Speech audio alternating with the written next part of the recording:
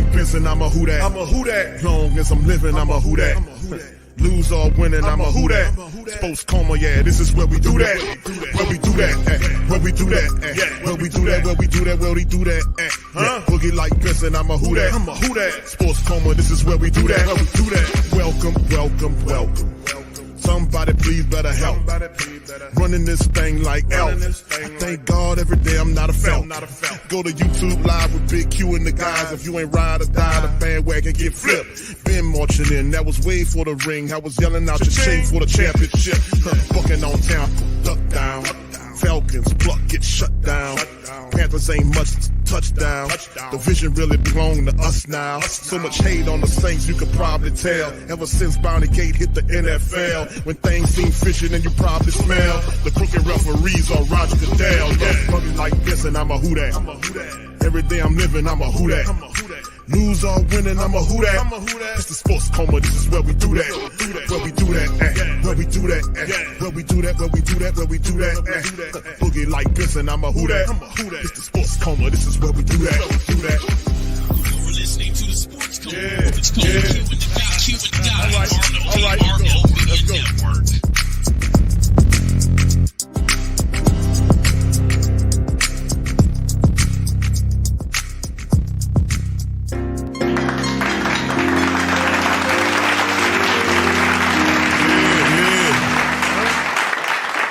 All right, shout out to the mighty Who Dat Nation, man. We up in this thing representing the Coma. Welcome, welcome, welcome. You're now rocking with the Sports Coma with Big Q and the guys, where we have intense, entertaining, educating, and enlightening sport talk from your favorite sports fam. What's poppin'? Shout out and salute to the mighty Who Dat Nation. You know, it's been a while since I seen y'all, man, but listen, brother, sister, we up in this thing. Shout out to you. Good to see y'all, man. Who that to the mightiest, diehardest, intelligent, thorough people in the land, Who Dat Nation. What can I say, man? We in here representing the Coma. So big ups to you guys. I hope y'all had a fantastic week. Coming into the weekend, man, I hope y'all enjoy y'all weekend, man. I just wanted to drop a surprise stream. Really, I was supposed to do one on Thursday, but I had a lot of stuff going on, man. So hope you guys week wasn't as busy as my damn week was, but the good thing is over. It's over, you know. So big ups to y'all, man. Appreciate everybody. OG Jerry is in this thing. Good to see you. B Jizzle, what's poppin', fam? Good to see you. Pelicans Nola, brother Torrey Shepard Senior, the man himself, is in this thing. Shout out to Brandon. Brother Byron is in this thing. Good to see y'all, man. Good to see everybody in this. Black Major, I see you, fam. Appreciate you. Brother Clint, shout out to you, fam. Appreciate you as well. Good to see you. Dana, all my queens in the building. Good to see y'all. Shout out to y'all. Brother KC, Nola baby, shout out to you. Good to see you, fam. Appreciate y'all. All y'all, man. Much love. I see you, Quavadia. Shout out to you too, fam. Appreciate you as well, man. Much love. Brother JT, shout out to you, brother. Good to see you. Blessings to you as well, sir. Appreciate y'all. Now, in this one, man, we just going to talk about the Saints, man. We're going to spend a little time talking about the black and gold, man. And, you know, we got some stuff to talk about, man. We're getting ready to roll into another season of black and gold, man. How do y'all feel about that, man? Y'all feeling pretty good about it, man? Give me a thumbs up in the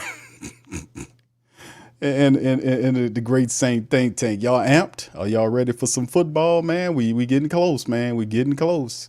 We're getting close to some football. So shout out to you guys as well for being in this thing. All right, so anyway, man, let's kind of jump off into it, man. I wanted to kind of touch on some topics and subjects. I really wanted to do a stream yesterday and touch on a few things, but a lot to touch on. And plus, I'm going to open up the phone lines and stuff for the family members too, man. We're going to do that. I'm going to pop open the phone lines for the family members after the stream so guys and gals can kind of jump in here and, you know, kind of quickly kind of jump in there and just let me know how they feel about what's going on with the black and gold. Y'all let me know in this thing how y'all feel about that as we move into it. All right, so all right, good. There you go. Big Head Slim says, man, I'm good. I'm feeling good, pretty good there. Q. Nola baby said, yeah, man, yes sir. YO, I see you, fam. All right, yeah, I'm feeling pretty good. Clint said I have zero expectations with DA in charge. Hey, listen, JT says not excited at all. Dana says getting ready, get ready, get ready, ready. Yes, indeed. Listen, all I got to say about the thing is people feel that way about Dennis Allen, and it's rightfully so. You know, I can't dispute that. You know, we haven't had a lot of success under Dennis Allen. He's not the best of motivators. He's not the best of a lot of stuff, you know, but you know, the thinking is that whatever the head coach lacks, perhaps the offensive staff can help. Now, he kind of admitted to this in one of the pressers that he did early on. He made mention of the fact that accountability and attention to detail, all the stuff that we just was bullhorning for the last, I don't know how many years. A team that is not accountable will not succeed. It won't. And even that's why I was telling people last year, like, Q, there was one game away from, I was like, fam, they would have never got that game. Every time the Saints got close, they got on that big stage, they failed. They couldn't get close to that moment because it takes something extra when that moment, that what they call the moment of truth, when it presents itself, and everybody out there knows what the moment of truth is because it's a moment that you don't see often. You see when that window opens and that opportunity, because they don't present themselves all the time. So it's a different look. Y'all know what I'm talking about. Y'all know what I'm talking about here. So when that moment of truth presents itself, you something inside you say, there it is. Let me go head on and jump head first or put both feet in. That's the opportunity. Because they don't come around every day. Big opportunities and certain opportunities, man, y'all know what I'm talking about. And every time that opportunity presented itself to the Saints last year, they some kind of way didn't measure up to the moment. So, like I was saying, now this time around, do they have that? Well, Dennis Allen is talking it, but does he really understand those concepts, to the point where, you're not only saying them, but you're also, you completing the puzzle, you're completing the double-sidedness. You talk it, then you walk it. You can't talk it and not walk it. So they're talking it now, but how are they going to walk it? So the walk it aspect is, okay, if they walk in it, that means that Clint Kubiak, Andrew Janoku, John Benton, all these are the new offensive coaches that the Saints brought on last year and basically turned the offense into something else. It's a huge gamble, but fortune favors the bold, baby. Fortune favors the bold. And the Saints it was a huge gamble in a year in which Dennis Allen has to win to keep his job. He knows this. There is no more excuses. So there is nobody else to fire except for him. So this is the moment of truth. This season is the moment of truth for the administration under Dennis Allen. This is the moment of truth. So that's why I'm kind of, I'm going into the season with that thought process.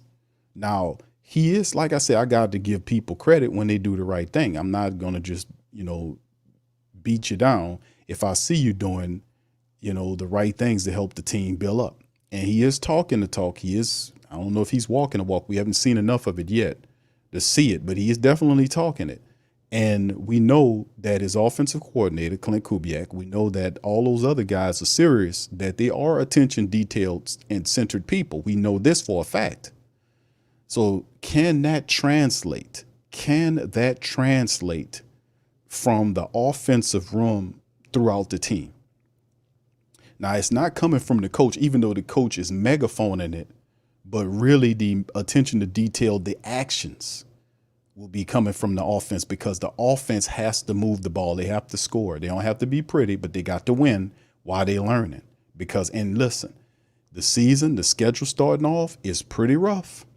That schedule starting off is pretty rough, except for that week one. But then again, that week one is an epitome of a trap game, because if the Saints open up the season looking over the Carolina Panthers I think it's the Cowboys in week 2 or whoever it is, You might get caught up on a letdown. So the Saints, in my opinion, open up week 1 with a potential trap game. Now, I think they should beat Carolina. We think they should be able to handle business against Carolina. But listen, man, let me tell you something, bro. We got to handle up.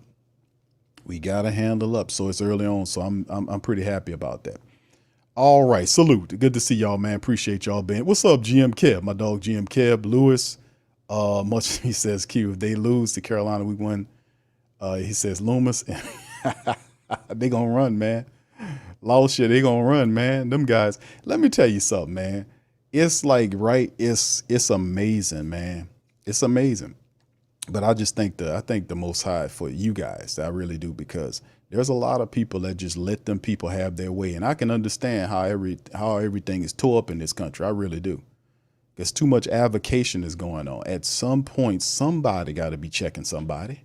I'm saying, at some point, somebody got to be checking somebody, because we know at many levels in this country that shit ain't happening. You see what I'm saying? Man, the people got to get up on it, man. We got to get, because a lot of this stuff wouldn't be happening, man, if we was on our game. We got to. I've been trying to get people to stop the avocation and stop the avocation, stop advocating all your power away and take it and use it. That's what the good God gave it to you for. Don't advocate it to them dogs. Use it. Use it. That's what I've always been saying for some time. But shout out to y'all, man. Avis, I see you, fam. Appreciate you. Avis says, just know Kubiak has no chance of being the next head coach. I mean, hey, listen, Dennis Allen is a possibility in some worlds where Dennis Allen does it in some ultimate, if y'all believe in the Marvel universe, in some reality, Dennis Allen is like Bill Belichick. And Bill Belichick is like Dennis Allen in some realities, if you believe that. But in our reality that we know all so well, that is most certainly not the case. That we definitely need Dennis Allen to become better. We really do. So he has been talking the talk. I got to give him that, because it's almost like he took a script from the Sports Coma, for real. All the stuff that we were saying, I was like, man, it will not work unless you have accountability and attention to detail. You got to have people that's serious about what they're doing there. And you can't let players screw up and not check them. You can't let Carr stare down the field and then claim that you study tape every week when I know you lying.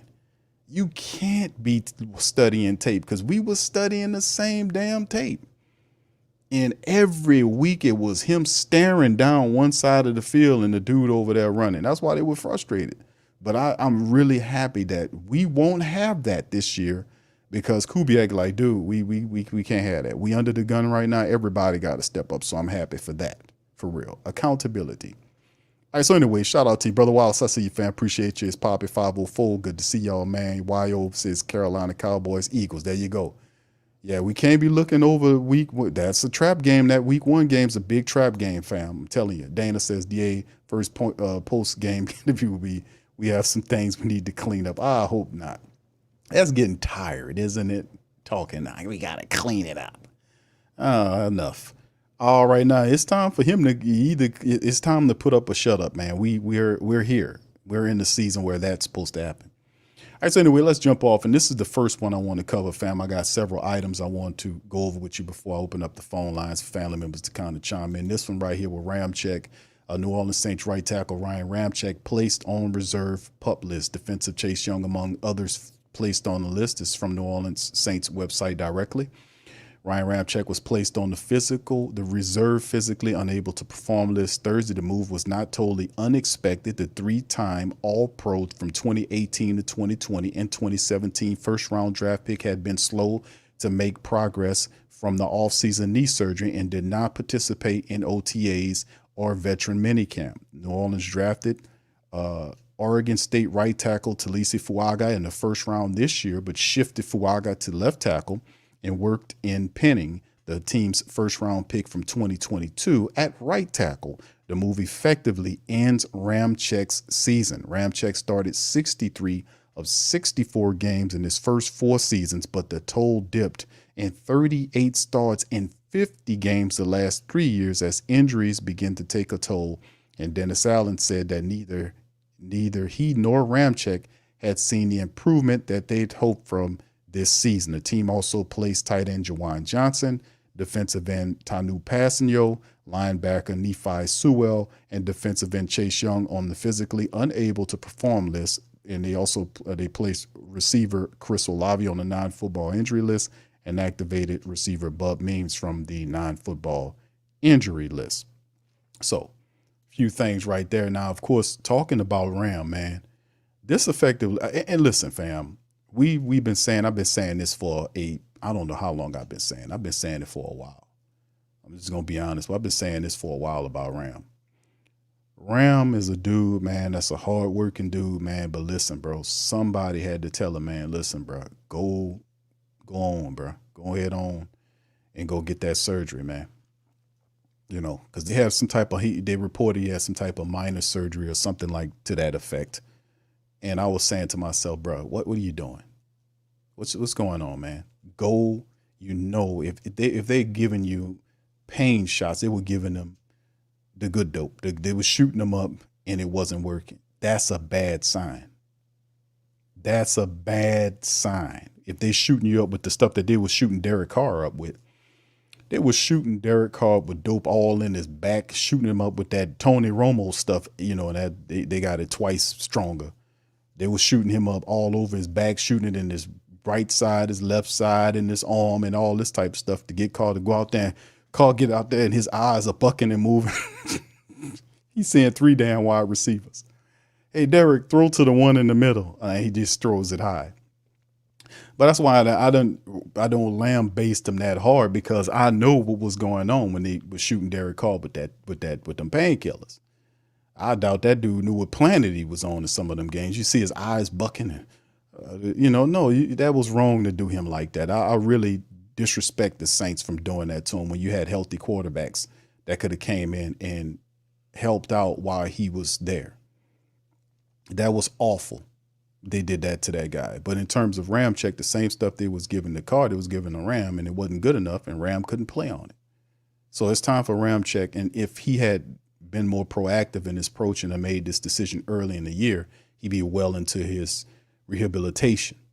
Now, he's still under contract with the Saints, and ultimately he can, after surgery, learning how to walk and rehab, maybe there is football for Ramczyk after the surgery with the Saints. But the Saints already have the future of their offensive line with Fuaga and Trevor Penning. That's draft capital in those guys, and they're going to play those guys because they have to justify the selection of those linemen. So they're going to put them in there, and they're going to try to turn them into starting level, NFL starting level linemen.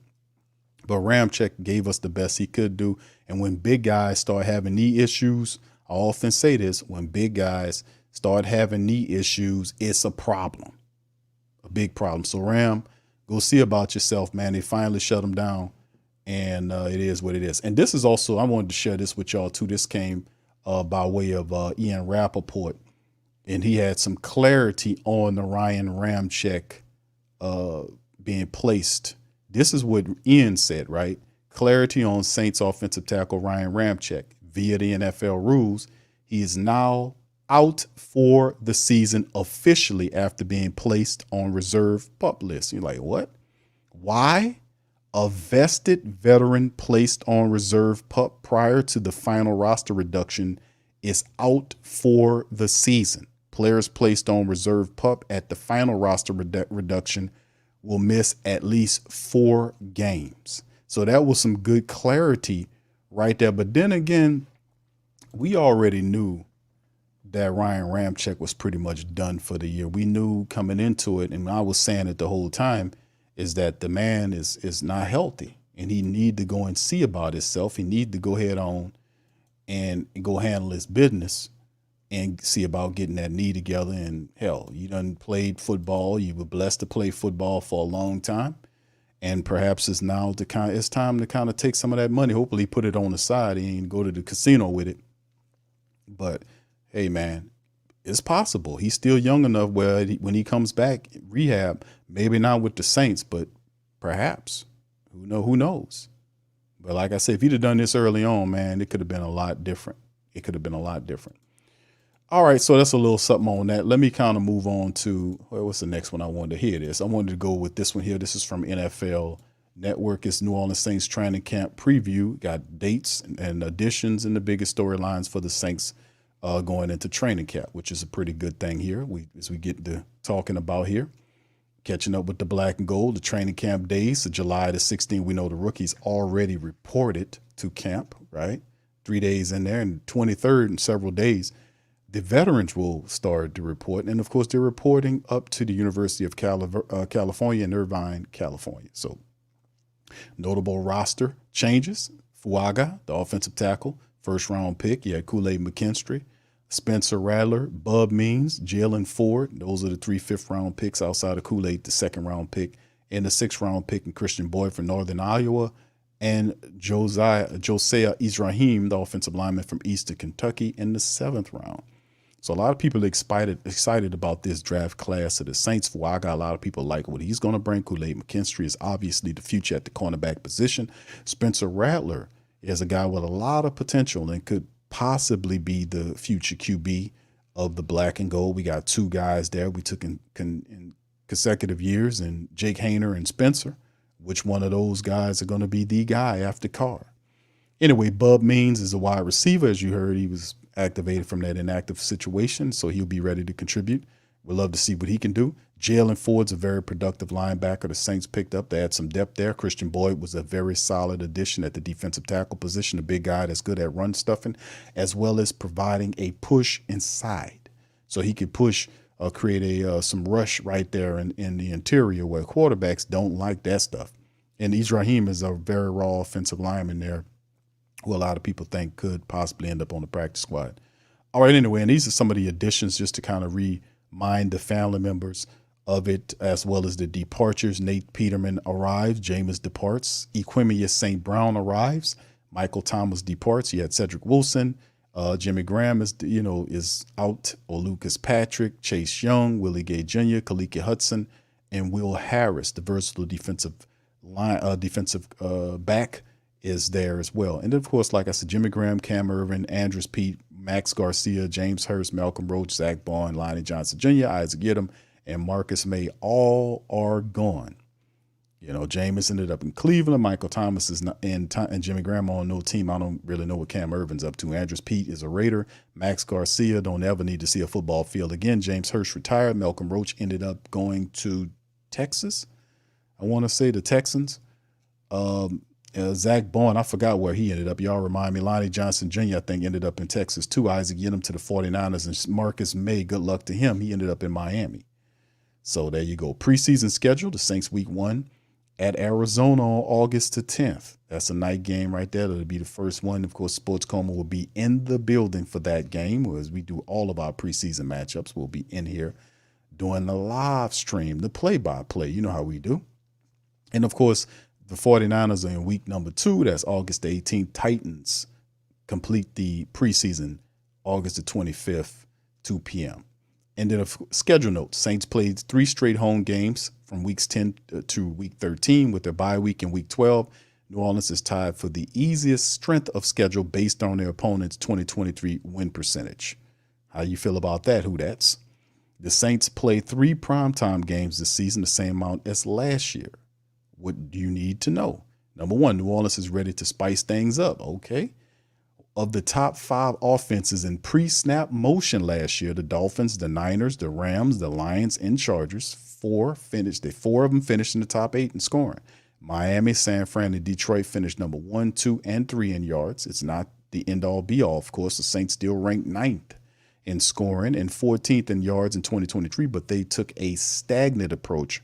Running motion only 38.3% of the time, which is the 3rd lowest rate in the NFL according to Next Gen Stats. That likely won't be the case in 2024 as Dennis Allen hired a new offensive coordinator and former Niners passing game coordinator Clint Kubiak, who's capable of bringing more pizzazz to help Derek Carr and company. San Francisco used motion on 79.2% of the plays last year, which is the 2nd most in the NFL, baby. So how about that? So the Saints spicing it up. That's a good statistic. 49ers used it 79%, over 79% of the time.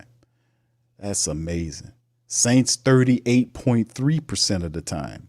So it's supposed to be a major league jump in terms of the motion, because sometimes you see the 49ers doing double motion to kind of confuse people. It's going to be real interesting to see that lively brand of football with the Saints. That's going to be really interesting. Number 2, Alvin Kamara left mandatory minicamp earlier.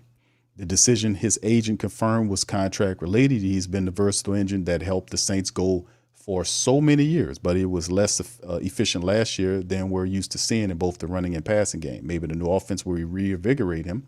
But how does he approach camp as he seeks a new deal? Does he attend but, quote, hold in, end quote, during no negotiation, or does he practice from the start? Backfield mate Jamal Williams needs to prove he still has gas in the tank after averaging 2.3 yards per carry in 2023. Also, regardless of Kamara's situation, New Orleans would benefit from getting Kendre Miller involved early and often in August, after the third rounder logged just 51 touches as a rookie because he was hurt. We didn't really see Kendre Miller really take off until later on in the year. Jamal Williams was running into it just wasn't good for him. He was running hard. It just, when he hit the holes, it was nothing there. The Saints did a piss poor job of opening up running lanes for the running backs last year. They really did. And early on, it was real bad. And I was like, why are they so bad at that? And Doug Marrone was the guy. They wouldn't change nothing up. They wouldn't spice it up. They wouldn't do anything different. They just kept doing the same old tired stuff. And then later on, it started to get a little better. But, you need to really kind of pick that stuff up faster to kind of help get them wins, because some of them wins we left on the table early on in the year definitely hurt us. But yes, the Alvin Kamara situation is something that a lot of people really need to kind of remember and kind of look at, because a lot of people saying, Q, we can move on. We don't need Alvin Kamara. I hear it all. And I just say to myself, man, listen, it ain't going. If you want to get to the playoffs and not only get into the playoffs but have a deep playoff run, you're gonna need Alvin Kamara. Okay, let's just cut the BS. You're gonna need Alvin Kamara. He's still your best. He's still your best player.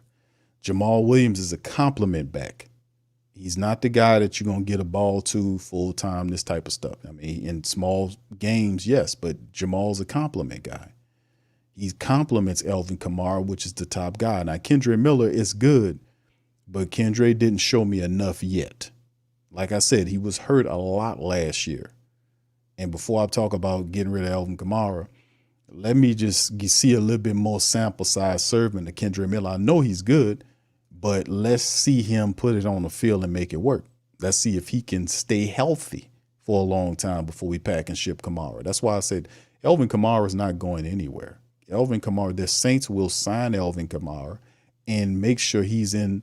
Hopefully they get him into camp so things can work out, because you really don't want this type of situation to happen when it's long and drawn out, and then he misses all of camp, and then you end up caving in for the regular season, and then he has to end up starting to learn the system. It's a whole new system, so we need him in there. And this is the thing too. The point about the system, having the system like this Clint Kubiak's system, when we just talked about the 49ers motioning 79, let me see if my memory any good, 79.2% of the time, which was tied for second in the NFL. The Saints was like 38 something versus what they were doing in terms of the motion aspect, which will be a big part of the Saints running attack. And if Alvin Kamara is there, he needs to pick up the system, because I think that he can have the same success as what we've seen a Christian McCaffrey have in the same system. You need Alvin Kamara in this system, and you will, and I keep saying, I think he'll have his best year as a pro in this system, especially if they're doing what they're supposed to do to open these running lanes up, like John Benton talked about how they want to do it. It's like, man, they're counting on these rookie guys. That's true. But the thing is, you also have to be able to put them guys in a position to be successful. And we know that both Fuaga and Penning, they're big, they're physical, and they're fast. They're athletic. They ain't big, lumbering, slow guys like a James Hurst. These big guys, they have attitude. Both of them got a nasty disposition. They both had similar scouting reports insofar as they're talking about the mentality. Because if you remember when Penning came out, he had that temperament. He was getting in fights with guys and that type of stuff. Matter of fact, it was happening again in some of these off-season camps where he was getting a little pushy. But you want that. You want that type of attitude, because remember last year what kind of mentality the Saints offensive line had was milquetoast. We can't have that old milquetoast stuff, man. You know, we don't need that. We need guys that are physical, fast, and they can get to where they need to be. Concerned of the offensive line. Now, John Benton talks about that. They asked him, hey, man, do you got the guys? And he told him, he said, yes, oh, yeah, we got the guys. We got the guys. Now, it's a huge gamble, I give you that, because the Saints have, out of the 5 offensive linemen, they have 3 guys that don't have a lot of experience. Well, you got a rookie in Fuaga at left tackle. You got Penning, who played some games, but, for the left tackle position. And then you have Nick Seldeveri, who didn't play at all last year. And then you have a lot of shaky veterans that's behind the Saints. Now, you got some guys, if they can stay healthy, they can, like Shane Lemieux, who's a guy, dude could play some ball, but he just keep getting hurt. Can he shake that injury monster and be able to improve? I don't know. But John Benton, offensive line coach, is saying, hey, man, we can make this work. And the Saints invested a lot of capital, draft capital, in Fuaga and in Penning. Those are the bookends. And then Nick Seldeveri, that'd be pretty cool, too. Then you have 5 drafted players the Saints have. You have, let's see. You got 3 first-round draft picks. You have Cesar Ruiz, you got Fuaga, Penning, and then you have a second-round pick in McCoy, and then you have, what was Seldeveri, a 4th-round selection? I want to say he was 4th round. So all of them were drafted, all 5 offensive linemen, if they could stay healthy, and are day 1 starters. Like if they get to week 1 and they're all starters, that'll be 5 drafted offensive linemen the Saints have that'll be opening up the season. That's actually not bad at all if they can make that work. That's actually pretty good. And money-wise, that would actually be pretty feasible, because most of the time some people would, you go out and get an expensive veteran to come in and kind of handle things, but the Saints have gone in a different stratosphere because of the money concerns. So, thank you, Mickey Loomis. But anyway, let's move on, man. The Saints are number 3. The Saints are shuffling the deck to find their 5. They just got you talking about this. The best 5 offensive linemen. Former first-round pick Trevor Penning had been given it a go at right tackle. New Orleans benched him from the left tackle spot last season. Meanwhile, the 2024 first rounder Fuaga will try the inverse, working at the left tackle after primarily manning the right side at Oregon State. The team's margin for error at both tackle spots is made more precarious by Ryan Ramczyk's missing of the season with the knee issues, casting doubt on his future. Now, center Eric McCoy and guard Cesar Ruiz must lead the way in his potential absence. No doubt about it. He's going to be absent, and absolutely. McCoy is the guy that has to step up. He's the center, and usually a lot of times the centers, in some of these lines are the leaders of the offensive line. And Cesar Ruiz has to improve too. I didn't like how he played last year. I didn't really like how Eric McCoy played for the majority of the year. I often joke about McCoy spending a lot of time on the ground like he's a landscaper. I never seen Eric McCoy on that ground so much last year. I don't know if he was hurt or I don't know what was going on, but they have to definitely step up. That's the most important aspect of the success for the Saints going into the season, is that offensive line. The Saints offensive line has to step up for them to have any success, because if the offensive line steps up, the running attack gets going, it takes pressure off a car, and everything else flows, because we're going to have to use the running attack sponsored by the offensive line, right, to be able to get things going so we can get the play action in there. Then we get Carr in a timing situation where he doesn't sit there and hold the ball, where he is just a time situation where he gets the ball out to the wide receivers, or if he got a screen situation that he got to set up or something. But hopefully the Saints will utilize the running back room, because we got a lot of people. We ain't even talked about Taysom. We know Taysom Hill would be a part of that running attack too.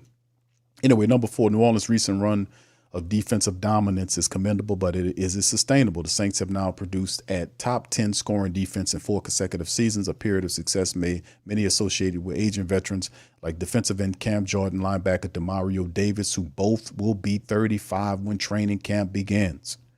Jordan missed the Pro Bowl in 2023 for the first time since 2016. He had his fewest sacks, which was 2 since his rookie season. Was it slippage or more of his injured ankle? Davis, meanwhile, made his 2nd consecutive Pro Bowl, though he's the older of the two, and turns 36 in January. There are questions behind both of them. Can the 21 first-round pick Peyton Turner finally arrive in his 4th NFL training camp? How far along will Chase Young be in his recovery from neck surgery? And how does this playing time shake out between Pete Werner and Willie Gay Jr.? So the defense is like, a lot of people not really concerned about the Saints defense, are they? A lot of people not really concerned about the Saints defense. And that's simple. The reason why a lot of people are not concerned about the Saints defensively speaking is because the defense has, over the recent years, has actually been pretty more than decent. They've actually showed some really good, like the secondary as well. But we've struggled like in terms of getting the sacks and all that kind of stuff. And at times last year, we seen it was a breakdown of the Saints not being able to stop the run like we want them to. So, you know, and it's always like you come into this year. We know Cam Jordan dealt with the ankle issue. He spent a lot of the offseason rehabbing from that issue. They said he's supposed to be good for camp.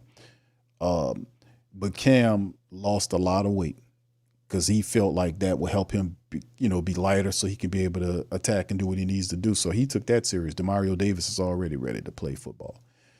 But like it's saying, these guys, we need the young guys to step up. Carl Granderson, who had 8.5 sacks last year, Carl Granderson said later on, not too long ago, several weeks ago, about a month or so ago. So he talked about him running out of gas at the end of the season and that he needed to work on that. I was like, oh, wow, okay, I see that. But Carl Granderson wasn't getting home like he was early on. And then later as the season got, because it's a long season, he kind of lost gas right there. So he started really working on improving his strength and his longevity, getting his wind up so he could be able to do that and still be effective. Another method, too, to help Carl Granderson out with that, too, is have some of these other defensive linemen that act in the rotation to keep guys like Carl Granderson and Chase Young fresh. Having a good, consistent, and thorough pass rush reserve situation will help, because the Saints when Passing you got here, he was a part of it. But the Saints have, 5 guys? They got 5 guys, including Cam Jordan, when Chase Young finally makes it back. So, I mean, we don't know how far along we'll start getting all that once camp happens about what's going on with Chase Young, how good is his neck surgery, how everything is running, if the Saints are going to take his situation with kid gloves, because they don't really have to rush Chase Young into something if they feel like they don't need to, because they have so much depth right there. Peyton Turner has to step up, man. Peyton Turner has to prove that he's better than, my goodness, Marcus Davenport, because people were comparing him to him. That's why they drafted him. The guy reminds us of Marcus Davenport. I was like, man, don't do that. Don't draft people that ain't shit, I'm sorry. Don't do it. But the reality is, we don't have to rush Chase Young, but we're gonna have to wait and see how that looks. But yeah, because neck surgery is serious. When they said that, I was like, damn, that neck, that's tied to the spine, everything. So we got to see. But Peyton Turner and Isaiah Foskey, those guys are gonna have to rev up and do something. We know Cam Jordan, these guys are old in the two, not saying that, but we got some old productive veterans. You could throw Tyrann Mathieu in there. We got old productive veterans that still can give you something. So we should be fortunate for that.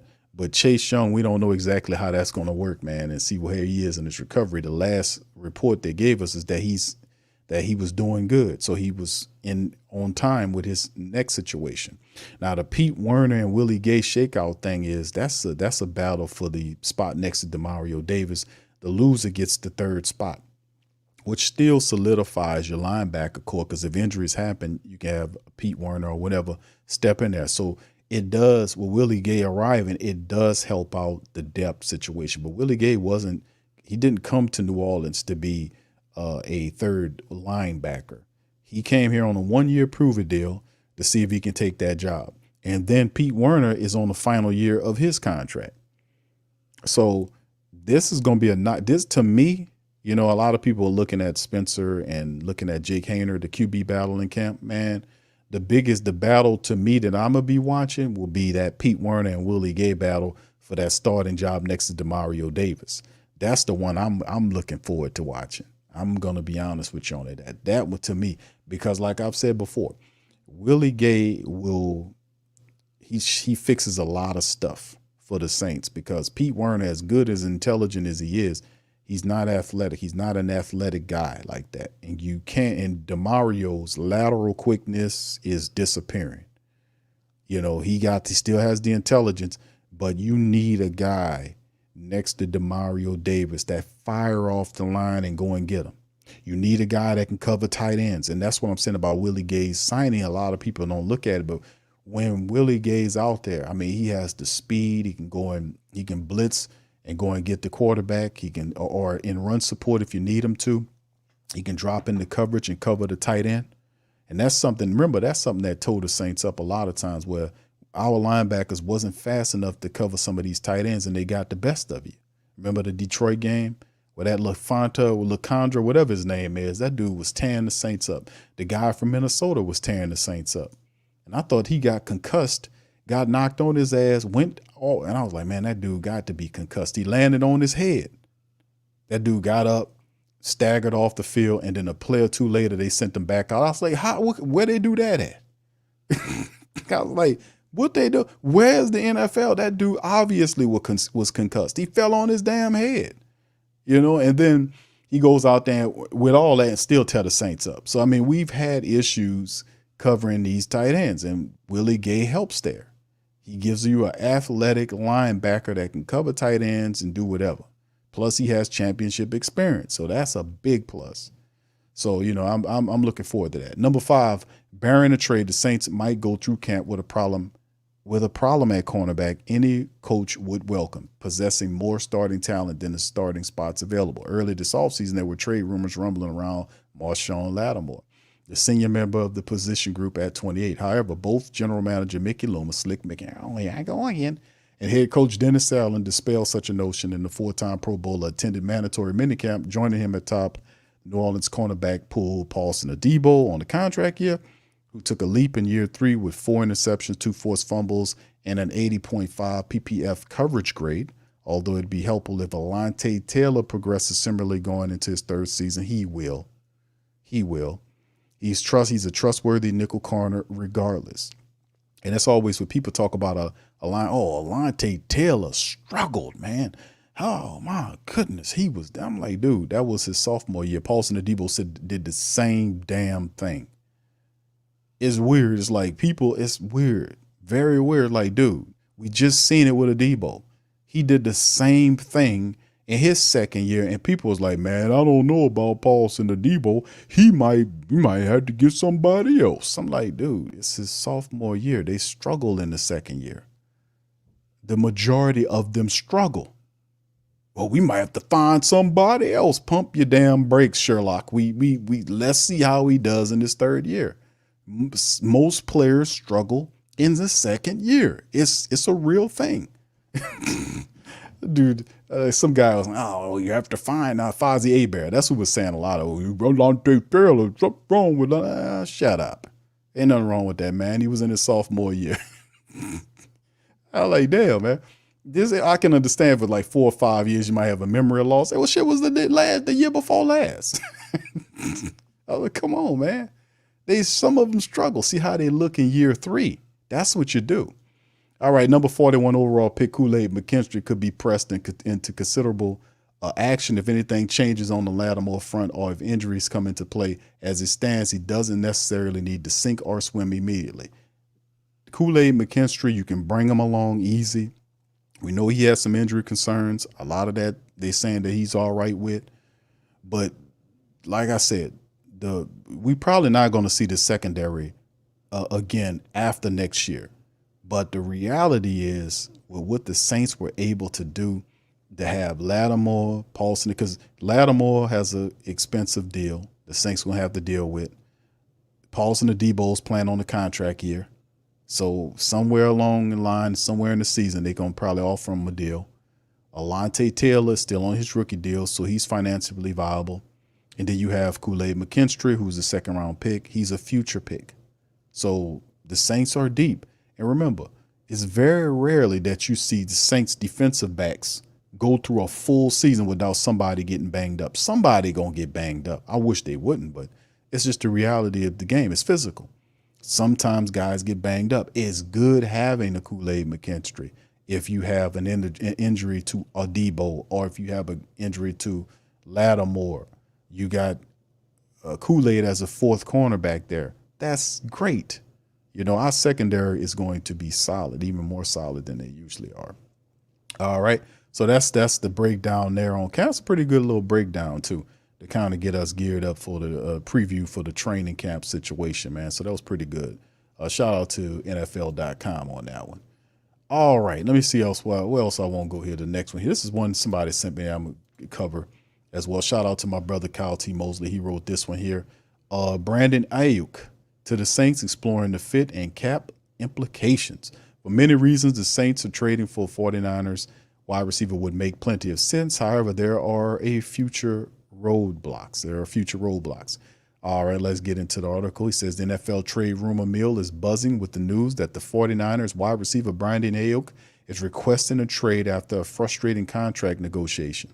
Aiyuk's cryptic social media post in June while speaking to the Commanders rookie quarterback Jaden Daniels has sparked speculation about where the Niners receiver will land, with the New Orleans Saints as a probable destination. Now, Brandon's current situation with the Niners is Mike Garafolo reported that he reported Aiyuk's trade request, which stemmed from the 49ers' reluctance to negotiate a new contract in 2024, despite his impressive performance, including an all-pro second-team selection in 2023. With 1,364 receiving yards and 7 touchdowns, the Niners have yet to budge. The stalemate has led Aiyuk to seek opportunities elsewhere. Elbert Breer wrote in his column, but, quote, but for now, I'd say Debo Samuel trade will be more likely than an Aiyuk trade. They got problems with both wide receivers. That's amazing. Could New Orleans engage in a trade for Aiyuk?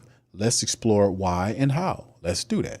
Why the Saints could be interested. New Orleans Saints need another dynamic wide receiver to bolster the offense alongside of Chris Olave and Rashid Shaheed. Aiyuk's proven ability to perform, demonstrated by his consistent production over the past season, makes him an attractive target. His 2023 season stats, 78 catches for over 1,000 yards and 8 touchdowns, showcasing his potential to be a game changer for the black and gold. Late in the season, A.T. Perry emerged as a target for Derek Carr. The Wake Forest product caught 12 catches, 246 yards, and 4 scores for a 20.5 yard per catch average on 18 targets. Now, Aiyuk's addition could significantly elevate the Saints' offensive game. Clint Kubiak served as the 49ers pass game coordinator last season. Thus, he's familiar with his abilities as a wide receiver and also as his second-team All-Pro. Now, Aiyuk could integrate in the Saints' offense for 5 reasons. Versatility and playmaking ability. He's known for his versatility and ability to make big plays. His ability to stretch the field would add a dynamic element to the Saints' passing game. The run after catch skills. His proficiency in game yards after the catch will be significant assets. His complementary piece. He would complement the Saints' existing receiver corps, potentially opening up opportunities for other receivers and tight ends. Physicality and blocking. Kubiak emphasized during the minicamp that he likes his receivers to be physical and block. Now, this guy's willingness to engage his blocking and physical style fits well with his philosophy, contributing to the overall effectiveness of the running game and play action passes. And of course, finally, familiarity with the similar system playing under Kubiak and the Niners will have similarities with the Saints' current offensive scheme. So he would come in and hit the ground running. He's a fantastic wide receiver, man. Now, let's talk about some of the things that can ultimately lead to why it won't work. Let's talk money, baby.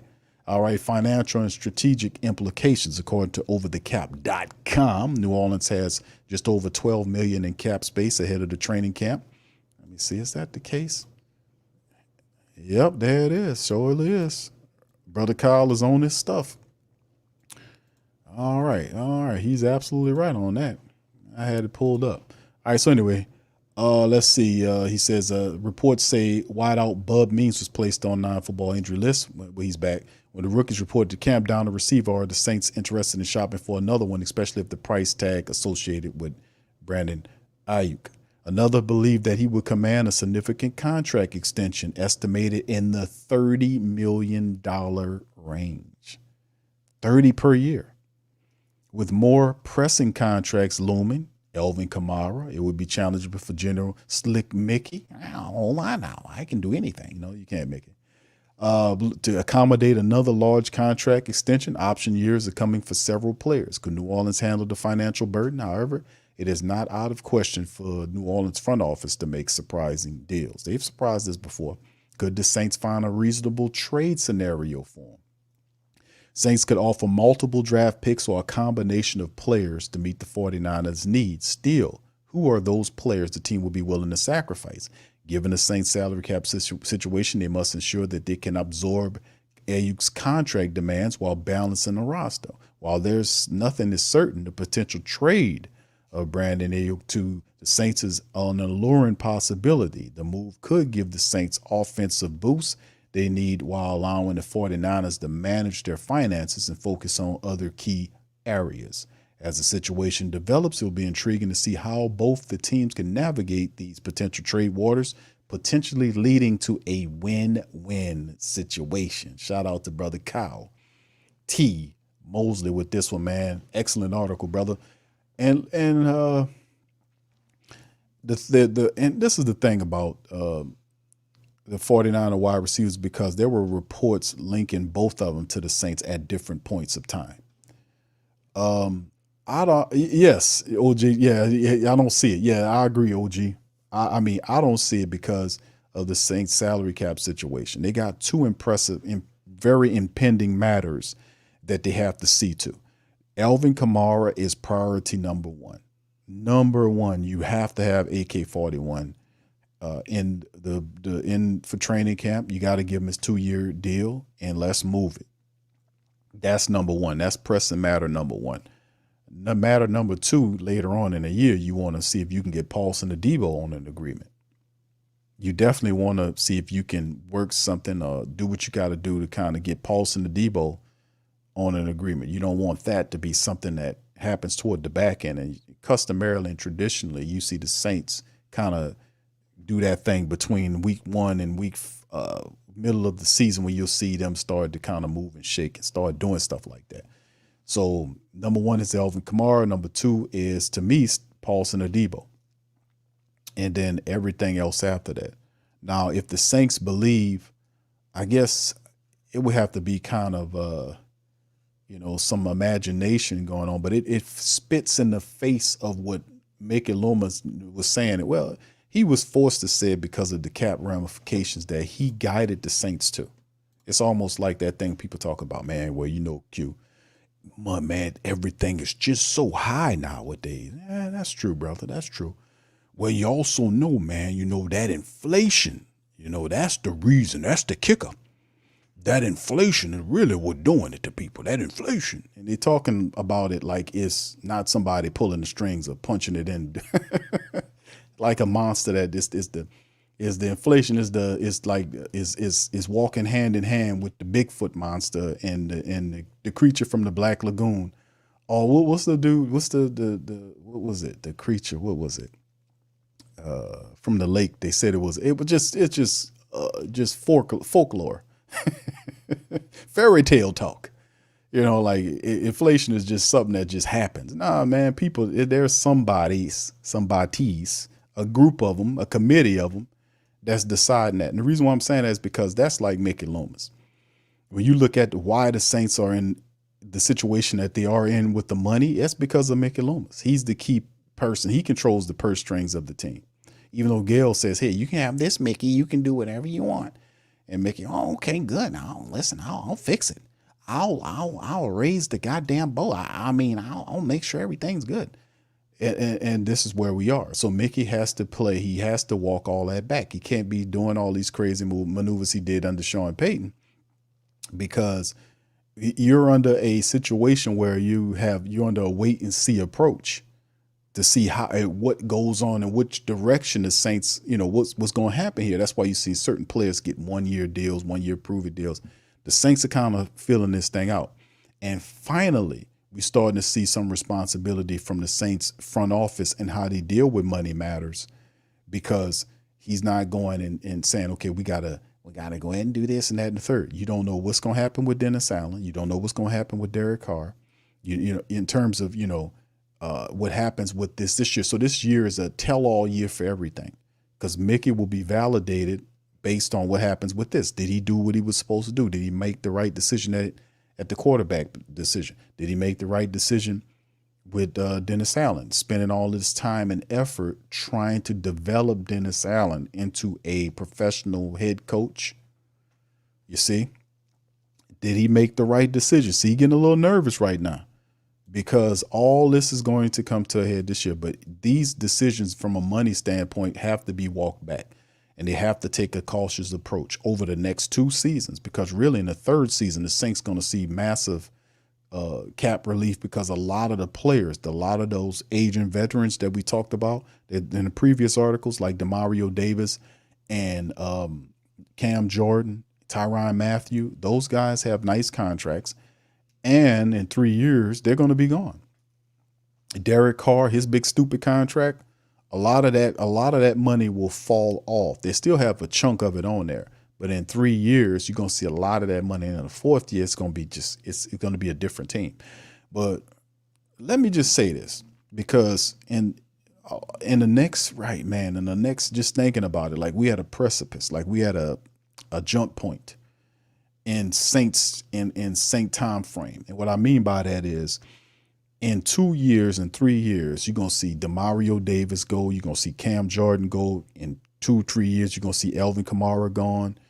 You're going to see a lot of heavy hitters that have been representing the Saints for years. They're going to be gone. Who's going to replace these guys?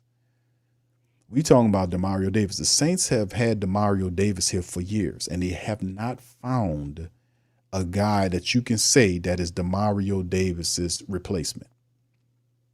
We just picked up on Tyrann Mathieu a couple of years, and there is no other safety that's playing at Tyrann's level. So is it Jordan? Is it Howden?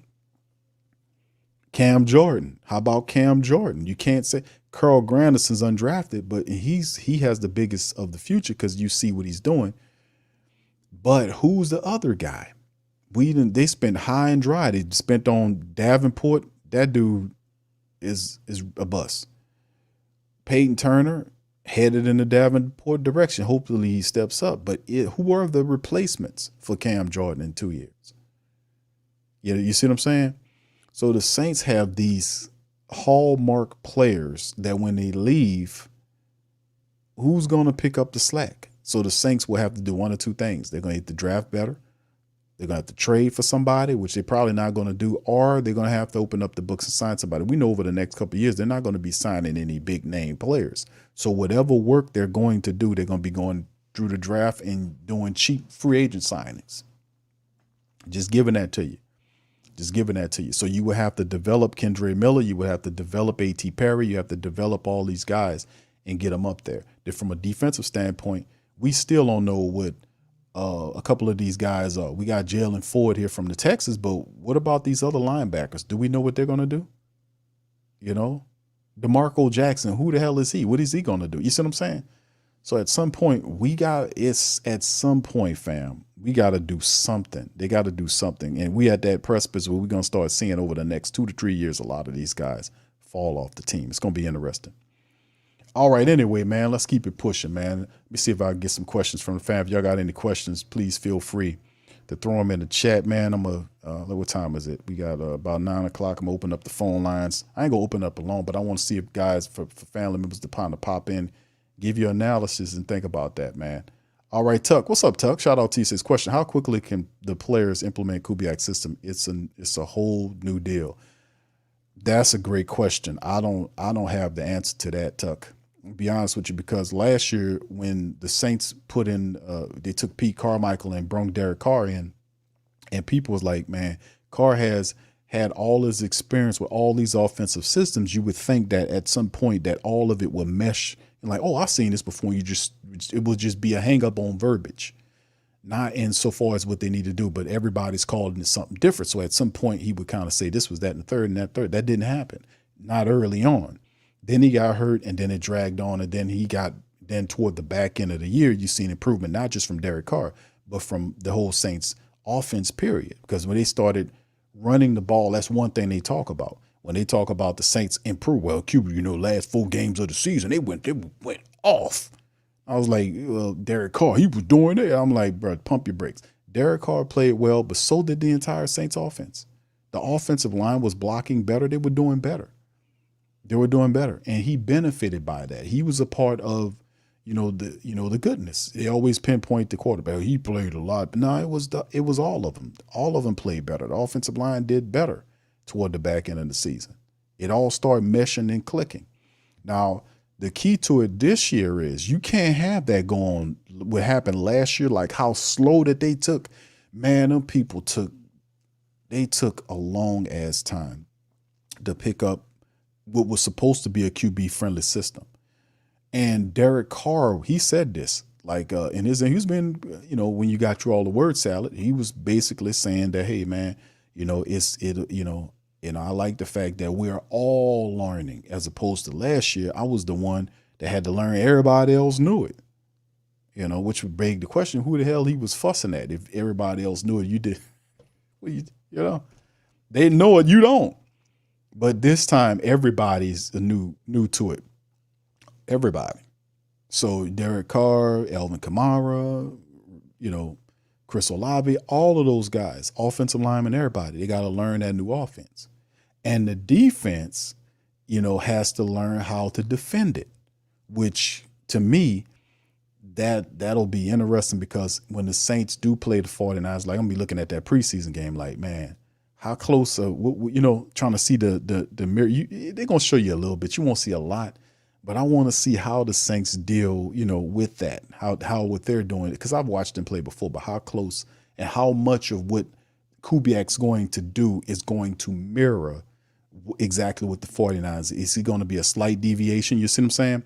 Because we're anticipating when you say we're going to add that system that he'll take the majority of that and be like, yeah, we're going to look like the 49ers. He might not be, wanting to take it that far. He might have a slight variation on how he wants to do it. You see what I'm saying? It's a signature system. Like he wants to put his stamp on it.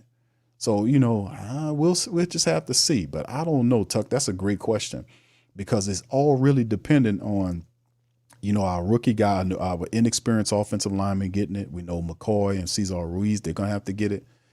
But early on in camp, they were speaking about how good it was and how fast they're getting out of the huddle, And I remember, last year we seen a similar thing when guys was doing this, and then they had that one series in the preseason when they looked like gangbusters, and then we got it. It wasn't the case last year. So that's a big question. Like how fast do they pick this up? And also, another thing, they can't struggle last year. Like I said, they have a tough record. They starting off this season, a schedule. They're starting off the season with a tough schedule. They got Carolina, which is a trap game. You got Cowboys behind them. You got all these other teams. You can't start off in the hole. So whatever you're going to do, you better learn it. And that's the pressure on the season. Like in training camp, is they know what that schedule looks like. And it's not totally impossible and probable for the Saints to beat the Cowboys or beat the Chiefs, beat some of these teams early on before they get into mid-season form. You see what I'm saying? So this could be a gift and a curse. If the Saints can be on their game, they can beat some of these teams before they get to mid-season form while they're still learning, because that first month of games, the Saints will have to win while they learn. They might not look perfect doing it, but the win is a win. You got to win, because if the Saints open up the season a 1-4 or something like that, that's not going to look good, fam. That is not going to look good and feel good in terms of your morale. You don't want to be in a hole. Plus people, that pressure, boy, Could you imagine what the pressure would be like if they went 1-4 or 1 whatever it is early on within those first 6 games, 5 or 6 games, and they were like 1 win and a bunch of losses? Could you imagine the pressure on Dennis Allen in a year in which he has to win? It's still like a lot of football left. But I'm telling you, it's a different feel. Like last year when you seen how the team was losing, boy, you think this is a small town, the small market team. The pressure here is just like it's a New York or a Los Angeles or any other market that's serious about their football. It's a very crushing pressure that guys feel. Derek Carr was feeling it last year. Y'all seen how he was looking? He was feeling the pressure. Boy, was he. And then Mickey Loomis. Look what pressure did with Mickey Loomis. He was up in there chewing that gum like a billy goat, talking crazy. His eyes was flushed. I was like, man, that's what pressure do to you. Pressure bust the hell out of some pipes. All right, Rock, shout out to you. Say it's almost good go time, my brother. Keep on. Shout out to you, Rock. Good to see you in the chat, man. Appreciate you, brother. Yeah, man. All right. What's up, Jamal? How you doing, brother? Appreciate you, man. All right. But yeah, this is going to be interesting, man. For real, man. Vibing with the Johnsons. How you doing, sir? Says Q seeing Alvin Kamara posted him working out and pictures of him. I seen that, bro. Instagram stories feel like the team hasn't reached out. I know it's go time, bro. But like I was saying, man, the Saints, they people say, Q, we gotta let Alvin Kamara go, da. Fam, no, don't do that. You need AK-41, especially with this system. That's what I'm saying. Because the Christian McCaffrey and Alvin Kamara, they've always been compared to each other because their styles are very similar. But I've often felt that, to me, that Alvin Kamara is better than Christian McCaffrey. Now, hey, the stats don't prove that because Christian McCaffrey's been I ain't gonna say way, but he's been more productive than Alvin Kamara, especially last year. It's like night and day. But with this type of system, and if ran correctly, that's the caveat, Alvin Kamara can have the same success as a Christian McCaffrey. And Clint Kubiak knows that. He knows that. When they asked Kubiak, why you decided to come to New Orleans? Because of the players. Who are you looking at? Alvin Kamara. I'm looking at Alvin Kamara. That's my Christian McCaffrey. I'm looking at Chris Olave, who's going to have a breakout season. Rashid Shaheed going into his sophomore year, but he's going to be phenomenal, So, I mean, we got people, man, that I think that will fit and do some great stuff. And Jawan Johnson's another dude, man. I want Jawan Johnson to really step his game up. I know he hurt, but he's supposed to be ready. I think he said he's supposed to be ready coming up for the regular season. So we'll see how that goes, man. But yeah, I seen that, man. The Saints, this is go time. The Saints, Mickey got to do something. I don't know. Mickey ain't doing nothing right now, man. Mickey need to go ahead on and make that pop and shake, man. Go over there and get Alvin Kamara together, man. Because I like Kendre Miller, but Kendre Miller is not ready, man. Yeah, I'm just going 1 or 2 games last year. He looked good, but show me you can go through an entire regular season to be counted on, like in the rotation. I know about his talents, but like he spent a lot of time last year and then showed up on the back end when he's finally healthy. Is he done with his injuries? Is he ready to show a large servant? I don't think you put all that on him and this is a make it or break it year. You damn sure need Alvin Kamara in a make it break it year. You see? All right. So anyway, big ups. What's up, Edward? How you doing, brother? Appreciate you. As well. Yeah, I seen that with him, man. All right. Quick Start says, do we get the cap release for Ram? They didn't release Ram yet. I know that they reworking them. I think they reworked them, but they haven't, even though they put them on the IR, I don't think that'd be something that the Saints have to deal with. I've been saying this. I think Ramczyk's done with the Saints. Now they're not going to say that, but I think he's done. I mean, you already have the bookend tackles right there. You drafted these guys. You got another offensive tackle, 2 first-round pick tackles, bookends. You got to get value for them, or you get criticized if you don't. Nick Seldaveri is a 4th-round selection. We got him there. And they're cheaper than Ryan Ramczyk, who unfortunately can't go. I think Ram's done with the Saints anyway. He might be able to shake back, when he gets healthy and if he wants to continue his playing career, I mean, he might shake back with somebody else, but I think with his replacements are here, man. The Saints got to move forward. They got to move on. Yeah, YO says Kendra Miller and A.T. Perry breakout sophomore season. Remember, that's a lot to ask for, bro. Like I said before, a lot of people struggle. That's why when we talk about players in their second years, I always hesitate because I know that them guys, they struggle. They always seem to struggle in the second year. They always do. So we're going to see, man. That's why I say, man, listen, like you mentioned, and you got Kendra, A.T. Perry. Now, if A.T. Perry got a little pressure on him because A.T. Perry, a big physical wide receiver with speed. A.T. Perry can move. He's a red zone weapon. He's the tall guy you need that complements Chris Olave. You got Chris Olave this, and then you got the tall guy with speed. He's perfect. But the thing about it is, sophomore year, plus he got a little pressure on him. Cedric Wilson is here to take that job. Cedric Wilson been in the game a little longer. He ain't a big name, but Cedric Wilson is a good, sturdy wide receiver that comes in, he blocks, he catches. He's not a big name guy that you go around and say, man, he often gets forgot about, when he's out there. But when you throw the ball to him, he catches it, he blocks. He's a solid wide receiver. He is going for that third wide receiver job. And you got Bub Means. Bub Means is another dude that's going to be kind of trying to put the pressure on to kind of get that. So A.T. Perry going into his second year, learning a whole new system, he got to step it up, man. I'm always looking at them second-year players. I'm like, man, I don't know, man. We got to chill on it. All right. What's up, Trey? Good to see Trey in the building as well. What's up, Dev84 John says, where do we get a pass rush? Where do we get pass rush from? I mean, man. Well, the Saints approached it, right? Chase Young, who's rehabbing from the neck surgery. Cam Jordan, rehabbing from the ankle. Carl Granderson, 8.5 sacks last year. Carl's a dude that said that he kind of lost gas toward the back end of the season, kind of ran out of gas, right? He working on improving that. Peyton Turner gets hurt often. When he's healthy, he actually does some pretty positive things. Can't count on him that much. He has to improve. And then Isaiah Foskey, what can I say about Foskey? He got good speed. He got to work on his strength more. He has to work on his fundamentals a little bit more. And he's buried behind all those guys. So he's like the last guy there, depending on how the Saints. But they got a rotation of defensive ends. It's just a lot of them got questions, And if we thinking at some point that like the Saints actually, they went in the free agency, they signed Chase Young. I was like, man, that's something else. I thought Carolina was going to get him.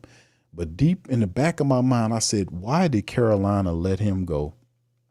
And when they let him go, they immediately, and Brother Rock knows, Brother Rock can co-sign on this. When they let Chase Young, Carolina let Chase Young out the building, I say, man, because he was in there with him, I say, man, they're not going to let him out of there.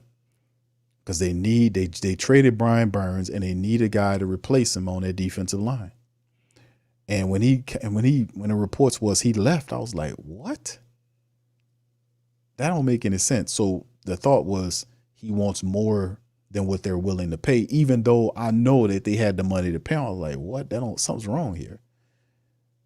Something's wrong here. And then you didn't figure it out until later that when the Saints signed him, and then the next day, I think it was the next day. The next day it came out that he was having neck surgery. I was like, there you go.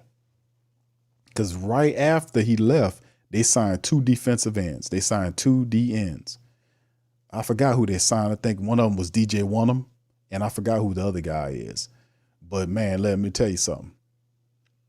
We knew what time it is. But anyway, the answer, Brother John's question about the defensive ends, it's question marks, man, because Cam, I'm going to give Cam some credit, man, because Cam been here for a while. I know he's going to do something. He ain't going to be happy with 2 sacks. So he got a lot thinner to become more streamlined. He says he's on point to, coming back from the ankle issue that kind of stammered him. Carl Granderson worked on that.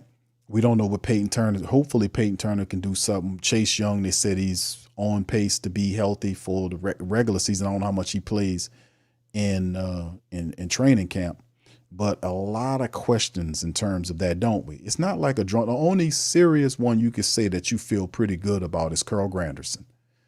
All the rest of them, you don't know, because Cam, I would be certain with Cam with the ankle issue.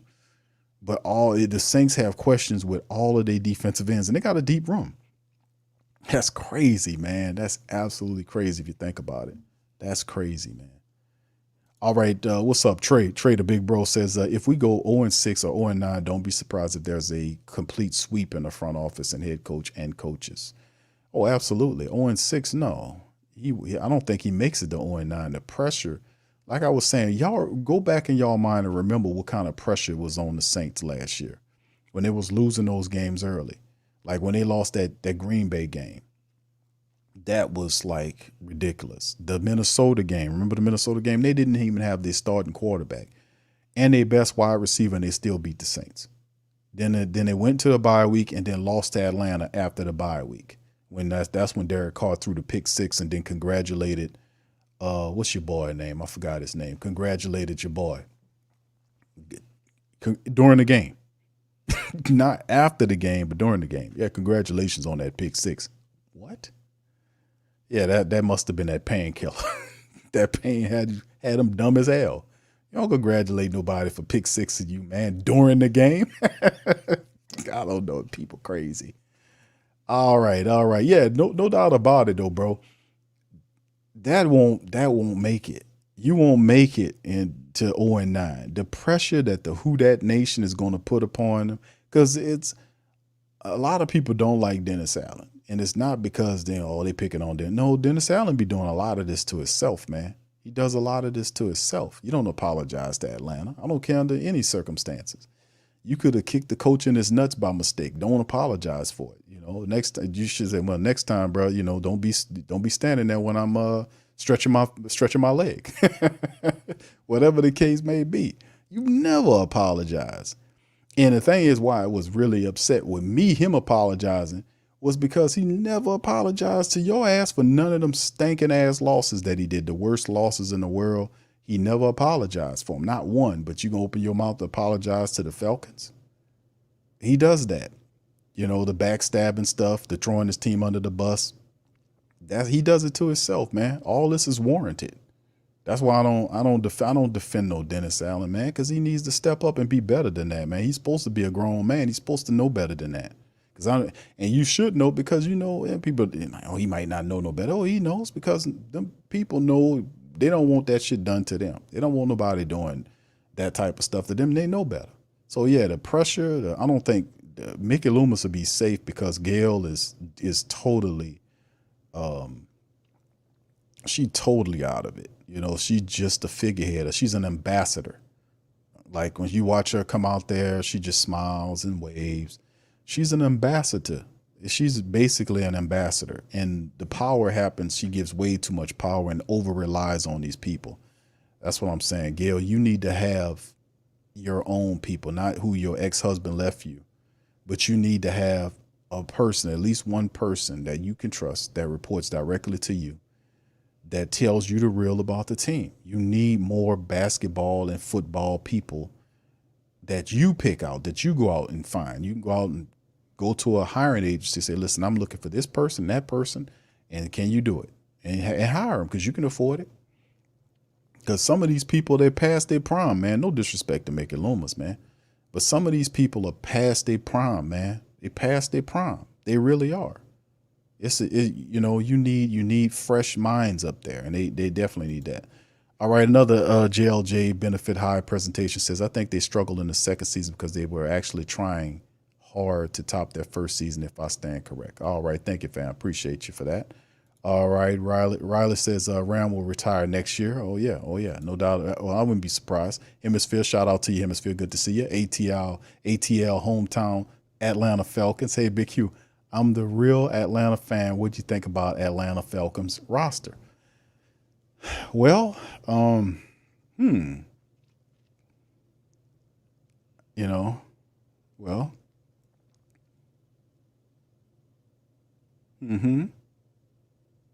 yeah. Well, nah. I mean, Atlanta, y'all did what y'all was supposed to do. Let's just say I'm a diehard black and gold man, but y'all guys did all right. Let me just keep it real with y'all. Did all right. And this is coming from a guy that don't like the Falcons, okay? No disrespect, and I'm pretty sure you don't like the Saints, but I think y'all did all right, because the biggest issue that the Falcons had in my mind, in my scouting that I did with them, was the quarterback position. And y'all did too. Y'all doubled up. Y'all doubled up with the QBs, which was pretty damn good. Congratulations, double up, because y'all got Kirk Cousins. Y'all paid him a little too much, but I can understand what you was doing, because if he's healthy, he helps you with the jump. And then you have the quarterback of the future you took, and a lot of people was upset by that, including Kirk Cousins. Well, he can just shut the hell up, because if Kirk Cousins gets hurt again, then you would have to have gone back to Trevor Siemian, or not Trevor Siemian, whoever the guy is, the Heineke guy. You would have to go back to Heineke and that wouldn't have worked. So you kind of did a really positive thing. You got Mr. Right Now and the man of the future at the quarterback position. So that was a bold move, and I commend y'all on that. Now, the rest of it is just getting Bijan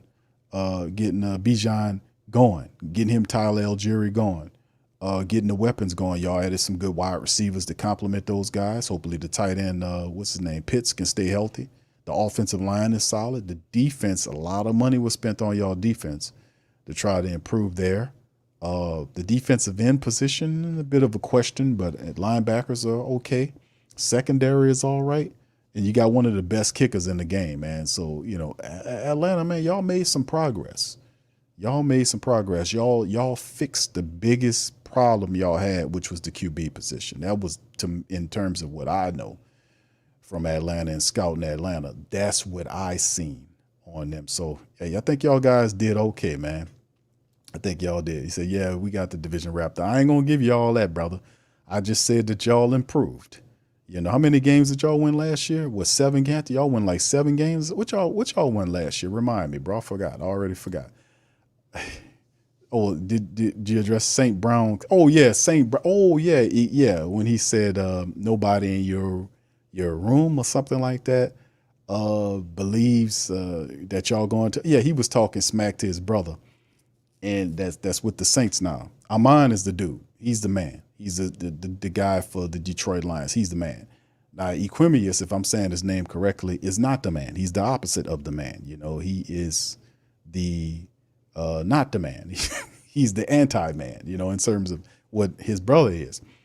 But the thing is, and I appreciate him taking up for his squad, but a lot of people would champion it. I was like, man, a lot of Who-Dats usually are very proud, but it's a demoralization happening here, because you got some that are excited, you got some that are like, man, listen, we're not going anywhere until we get this guy out of here at the head coach level. Then when we get him out, then we can see some success.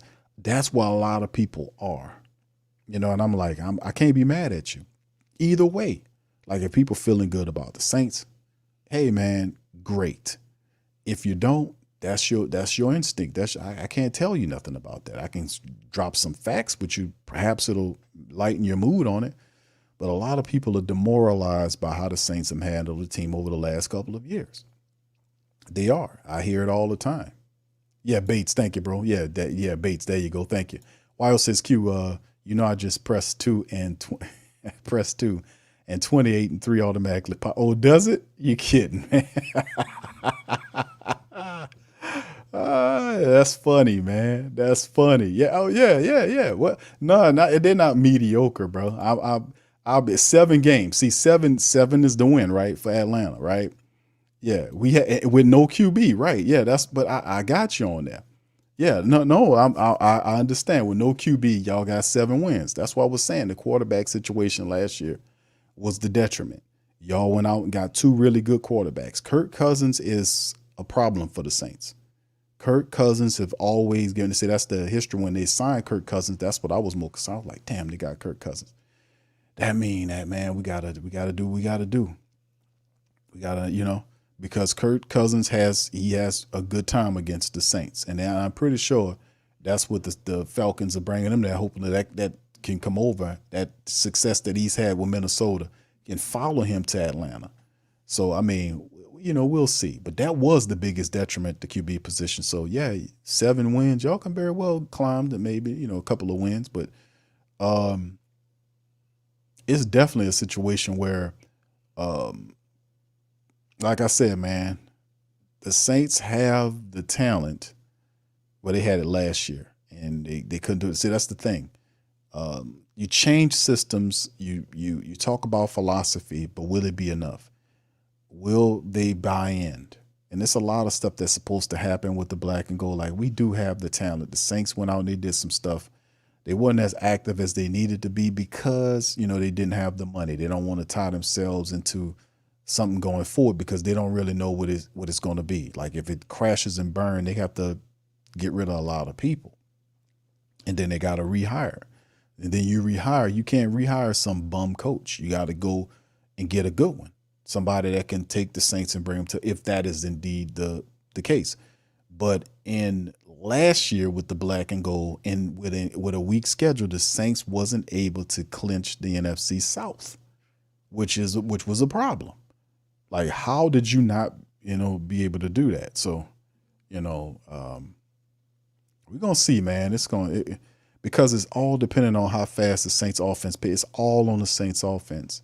And that's what I'm saying about Dennis Allen. A lot of people don't buy into Dennis Allen because Dennis Allen doesn't really, he doesn't improve. It's like, okay, when you off from football, like, if you're serious about improving, you need to have your focus like, okay, you got your family and all that, but listen, dude, this is a competitive business. You got to be somewhere studying on the game, picking up some philosophy somewhere, attending a convention where Nick Saban and some of these guys, because that's what they were doing. A lot of the offseason, you get a lot of spectacular coaches that won a lot. They'll hold conventions, or not conventions like, conventions or a little, not shindigs or get-togethers, but conferences is a better word, where you go there, you meet with them, they drop game, they explain to you, and they sell books, and they have these insights, and they bring all these other people with them. I'm like, why aren't you attending these things, dude? Why aren't you there? Like, if it's like quarterbacks will go to, or a tight end will go to a tight end camp.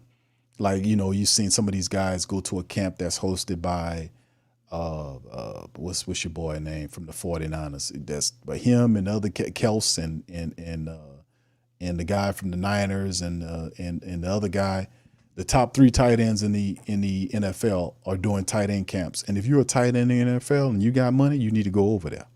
You need to go to that camp and see what they're teaching. And that's even with the Manning camps, when they had the high schoolers and the college people and all this kind of stuff. They'll go to the Manning camps because they drop in game. It was like those camps are giving quarterbacks some kind of knowledge that they're not getting nowhere else, where they can be able to understand and perceive the game differently. Teaching them something. And that's what he would need to be. That dude don't do none of that. He don't go to none of that. I don't understand how he think he's supposed to improve. Are you reading books? Like, those guys have, like, I talk about this all the time. I know they got coaches that won a lot of games. They got books, that's out. That you could read how to win. Red Auerbach has one. Phil Jackson got books, that talks about, his philosophy and all this.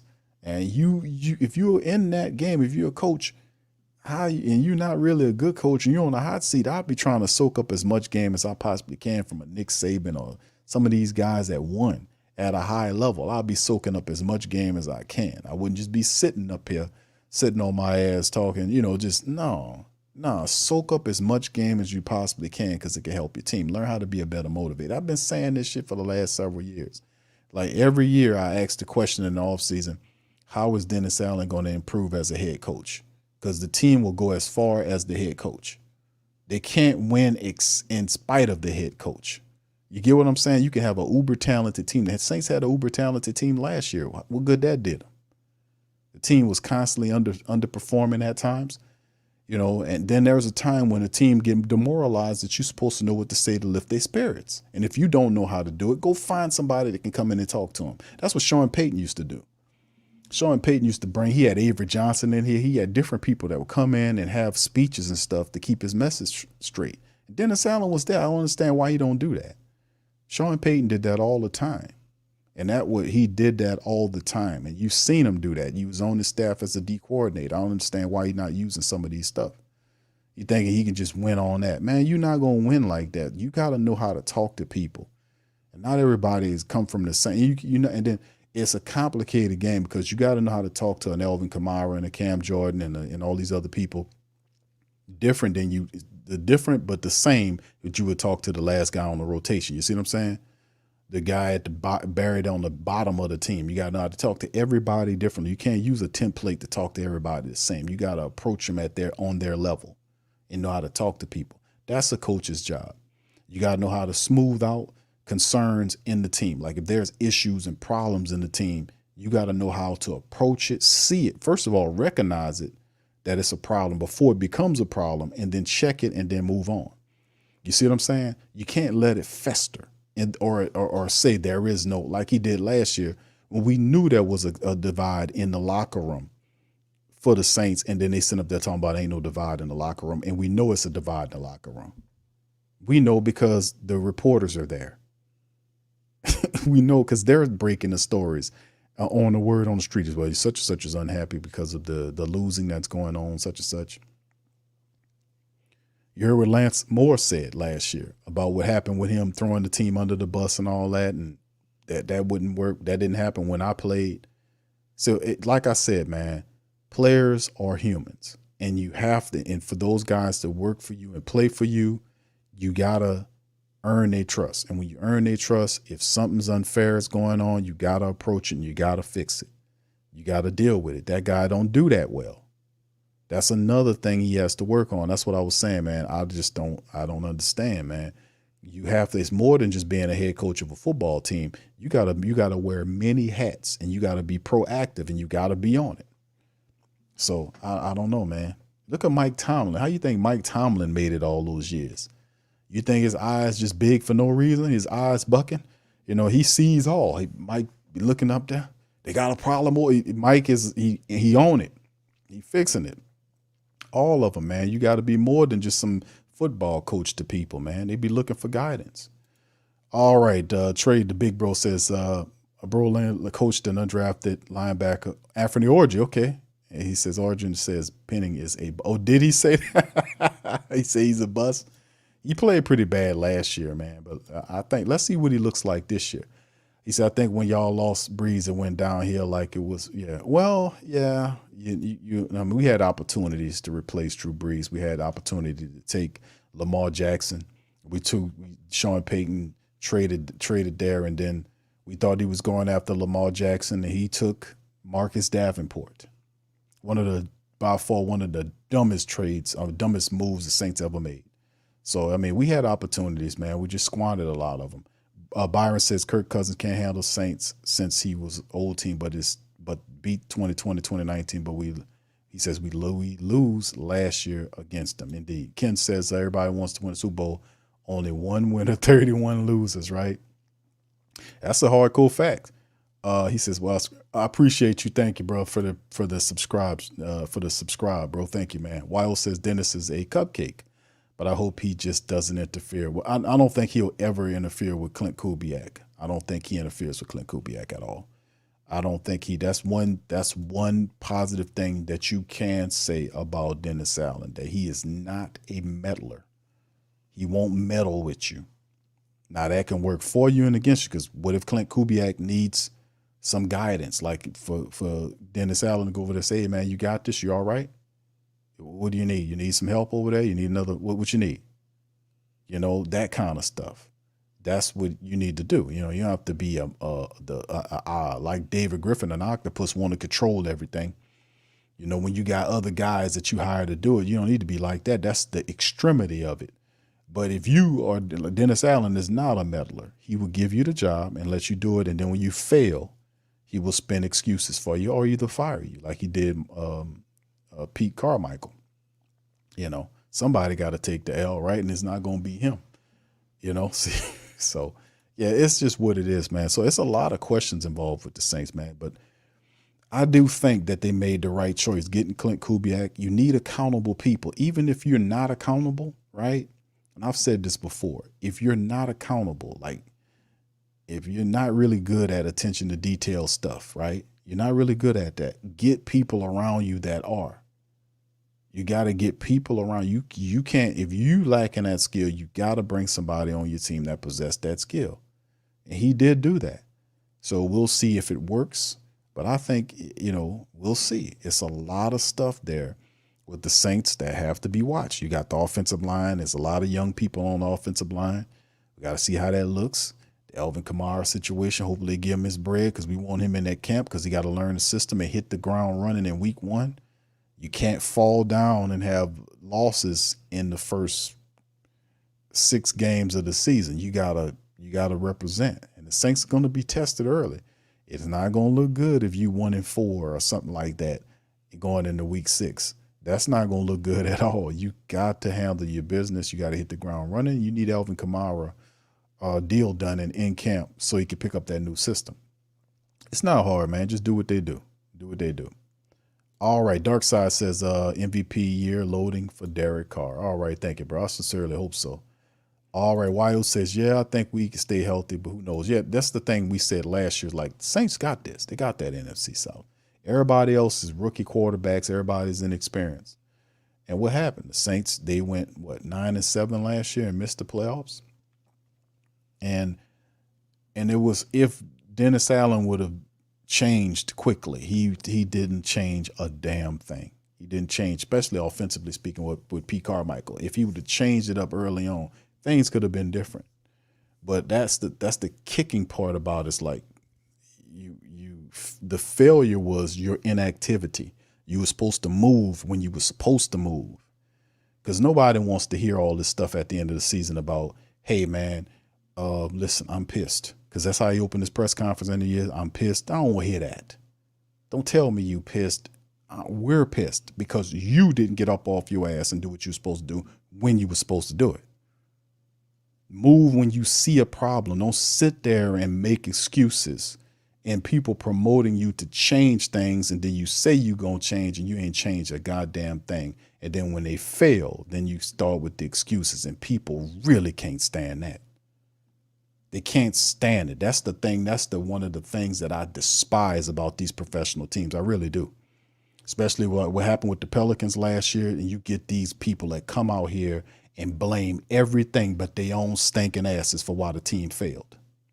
They blame everybody. I had David Griffin. I covered it on the Pelican post-game report, our Pelican stream, with David Griffin coming out here talking about, why they didn't trade Brandon Ingram on time when the market was hot as hell when they opened up for him. Then it went from him way up here to him way down here, no market at all. How did that work? How did that work? And then all of the excuses from the market, the size of the Saints, the Pelicans market that they play in, the New Orleans market, everything was an excuse except for his inactivity and not taking deals when they were there.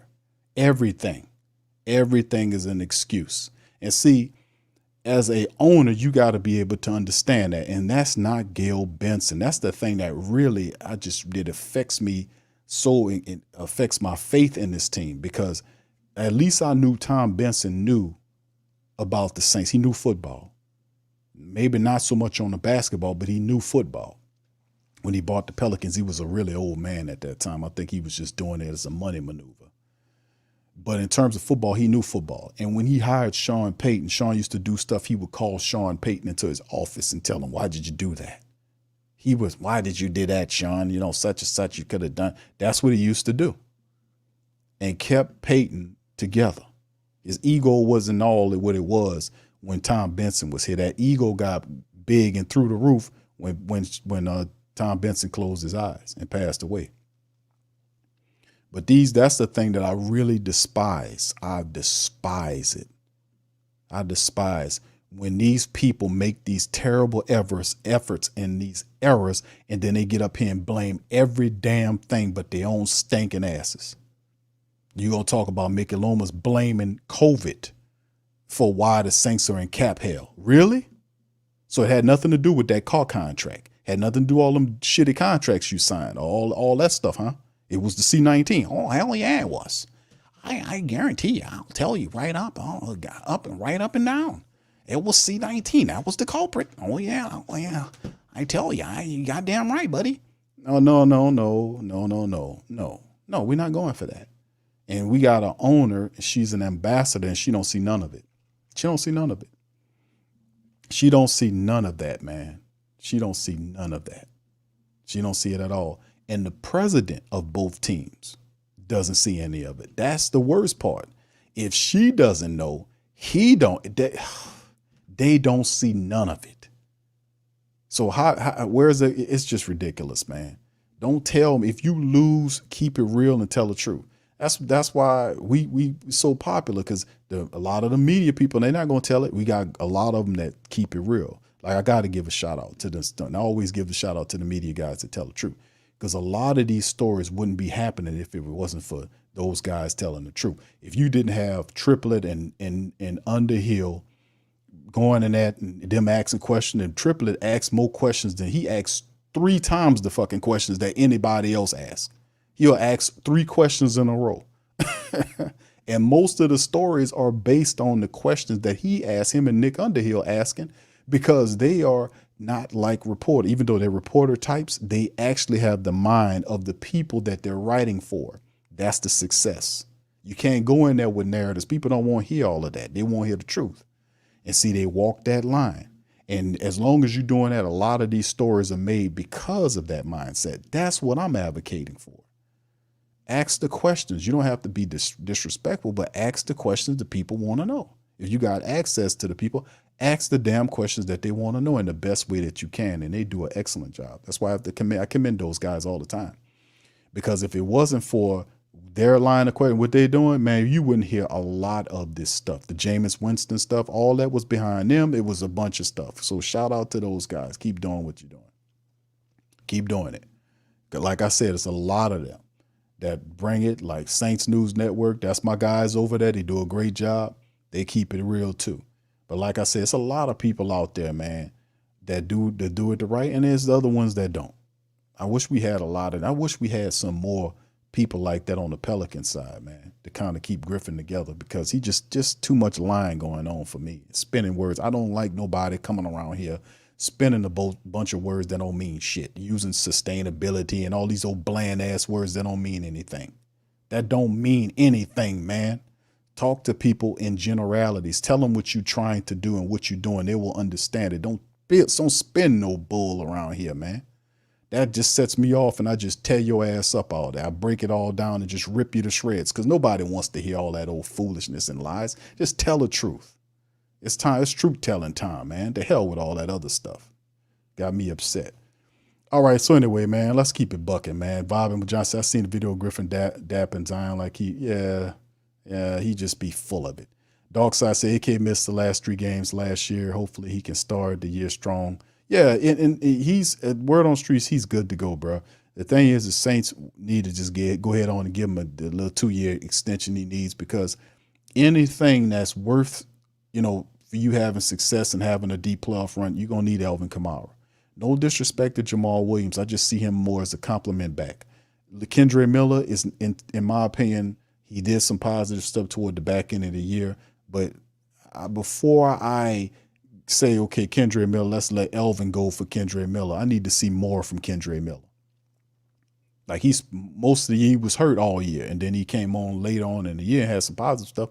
But that's not enough for me to let Alvin Kamara go and say, okay, we got Kendre Miller here. No, I need at least another year to see that, bro. So Alvin, no, he's a smart dude. Alvin Kamara is a smart-ass dude. He knows what he's doing. He knows the Saints need him to be there. I'm going to be honest with you. Yeah. I just think we just need to keep it going, man. Yeah. All right. So anyway, let me open up the phone line. We'll let some family members pop in right quick, man. Drop your game, man. I'm about to put it in the chat, TSC chat, Sports Coma, man. We ain't going to be going long in this one, man, because I got a lot of stuff I got to do tomorrow. But I want to hear from y'all guys tonight. So like I said, I ain't going to be going a long time. So if you want to pop in, man, we're going to put the link in the chat below, and I'm going to pin it to the chat. So if y'all want to pop in, man, y'all can pop in.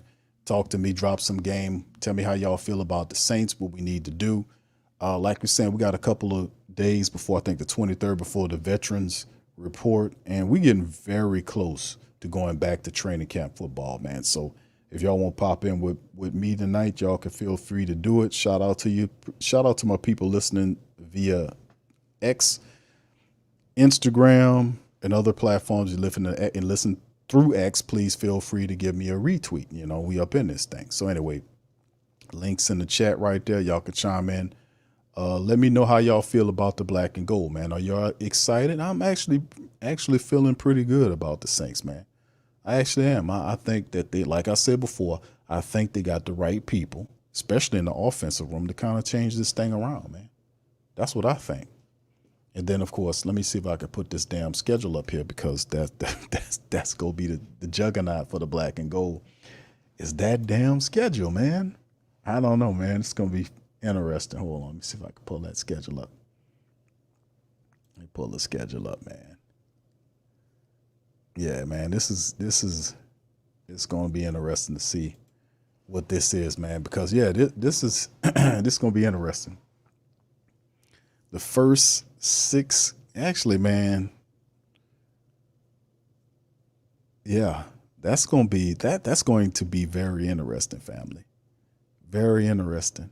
If you look at this schedule, man, Carolina's the first game. A lot of people anticipate us beating Carolina. Then you go to Dallas in week 2. You come home for Philly. You go to ATL in week number 4.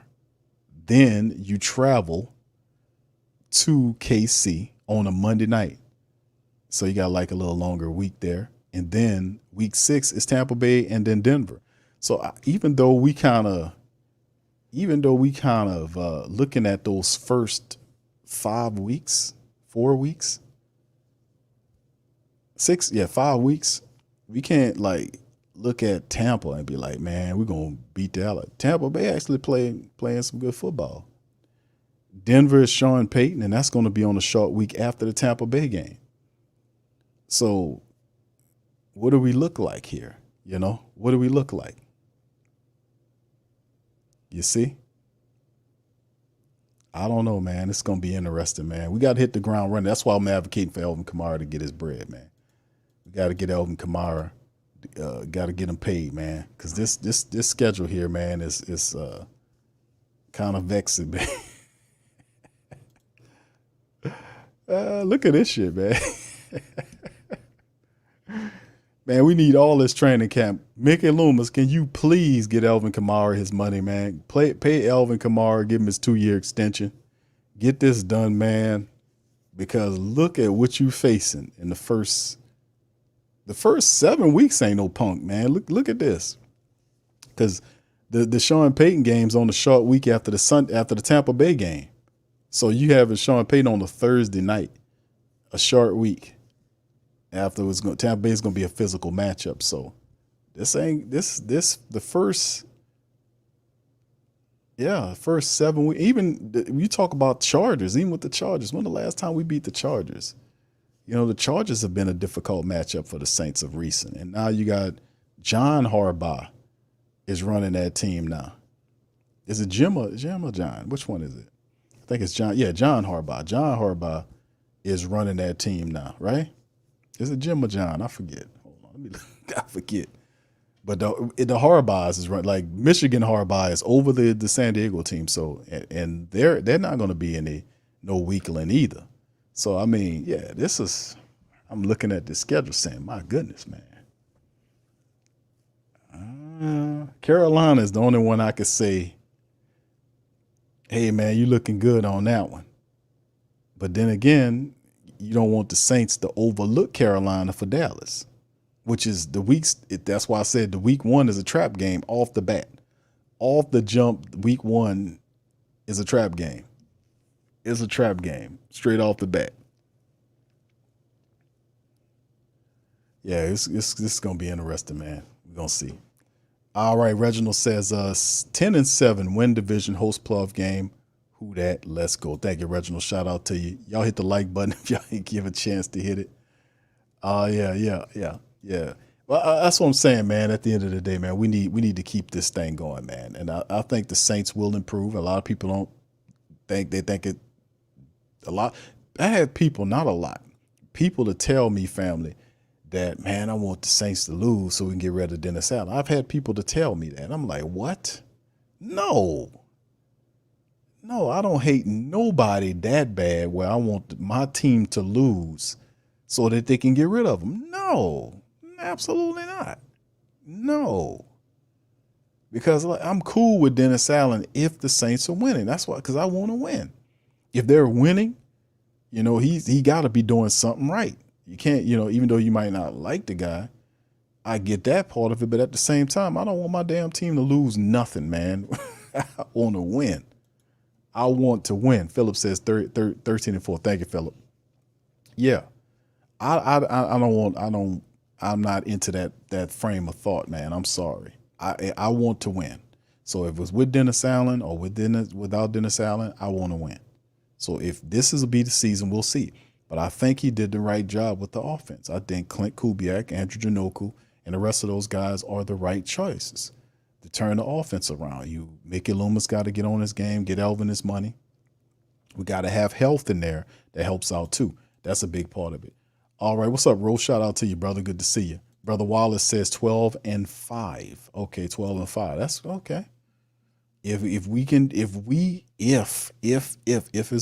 was a fifth, if we can win, if we can be able to stay on code, and that's a lot of stuff to say, because you need the bunch of rookies, inexperienced offensive linemen to run block very well. We got good coaches. They might be able to pull that off. Might not be perfect, but it'll do just enough to kind of win the game. And the thing is, not so much as scheme or fit. That's one thing. But follow me on this. A lot of times we seen last year when we talk about the Saints struggled a lot with turnovers, with penalties, those things, the miscue. How smart is the Saints overall? That's the thing that really kick you in your pants is, them having the pre-snap penalties, the false starting, all that kind of stuff. Where's that at? And of course, we have no way to determine what that is right now because we haven't walked those steps yet. But that's something I keep in the back of my head. The miscues, the pre-snap penalties, the dumb stuff that hurts us, that we hurt ourselves. We have to be able to fix that. We had that in abundance during the season last year, where we just do reckless stuff for whatever reason. The attitude of each game going into each game has to change, because this is a challenge early on. To do it. You get Carolina, that's a trap game. Dallas at Dallas. I know it's listen, none of these teams, you're getting them, and the good is you're getting these teams and they're not going to be in midseason form, right? Now you get Kansas City after a month worth of football. That's not midseason. But some teams in Kansas City, they had a really good offseason. They had a really good draft that they had. I was really impressed with their draft. I like what they did in the offseason as well. And Kansas City just retooled and just keep going with Patrick Mahomes boys. So you got a month into the season before you see Kansas City at KC. That's going to be tough, no matter how you slice it. The first game against Atlanta, within a month worth of games, you get Atlanta in Atlanta. That's going to be a spicy matchup. The Philly game is a problem because Jalen Hurts I think the only time we beat the Philly squad in the Jalen Hurts era was he was hurt and didn't play in the game. We played against Gardner Minshew and beat the Eagles then. But anytime Jalen Hurts is playing in these games, we don't beat him. We haven't been able to beat him. Maybe we can change that this year. The Dallas game that's our biggest rival going west. The Dallas Cowboys are our second biggest rival. Some people say here about San Francisco 49ers. Now, we don't play them enough to be that. Minnesota is something. I don't consider them higher than Dallas, but Atlanta is obviously the top. And then going west, the other team is Dallas. No doubt about it. There is definitely something there between Dallas and the Saints. We always want to beat Dallas. But going to Dallas and going to Atlanta and Kansas City within the first 5 weeks of the season, that's not going to be easy. But you have to have your running attack if you are in these games to beat these squads. Bottom line. That's how it goes. So, boy, the Saints, like I said, even if you peer down the schedule, And I got it, placed, right at week 9 right here, because truthfully, outside, and no disrespect to Carolina, but everybody, whether it's Dallas, Philly, Atlanta, Kansas City, Tampa Bay, Denver, and we talk about Denver because of the Sean Payton element, right? And then that's a short week. That's a Thursday game after playing Tampa Bay in the Dome. So, and then even week 8, the Sunday game against the Chargers out in L.A. I mean, we struggle against the Chargers.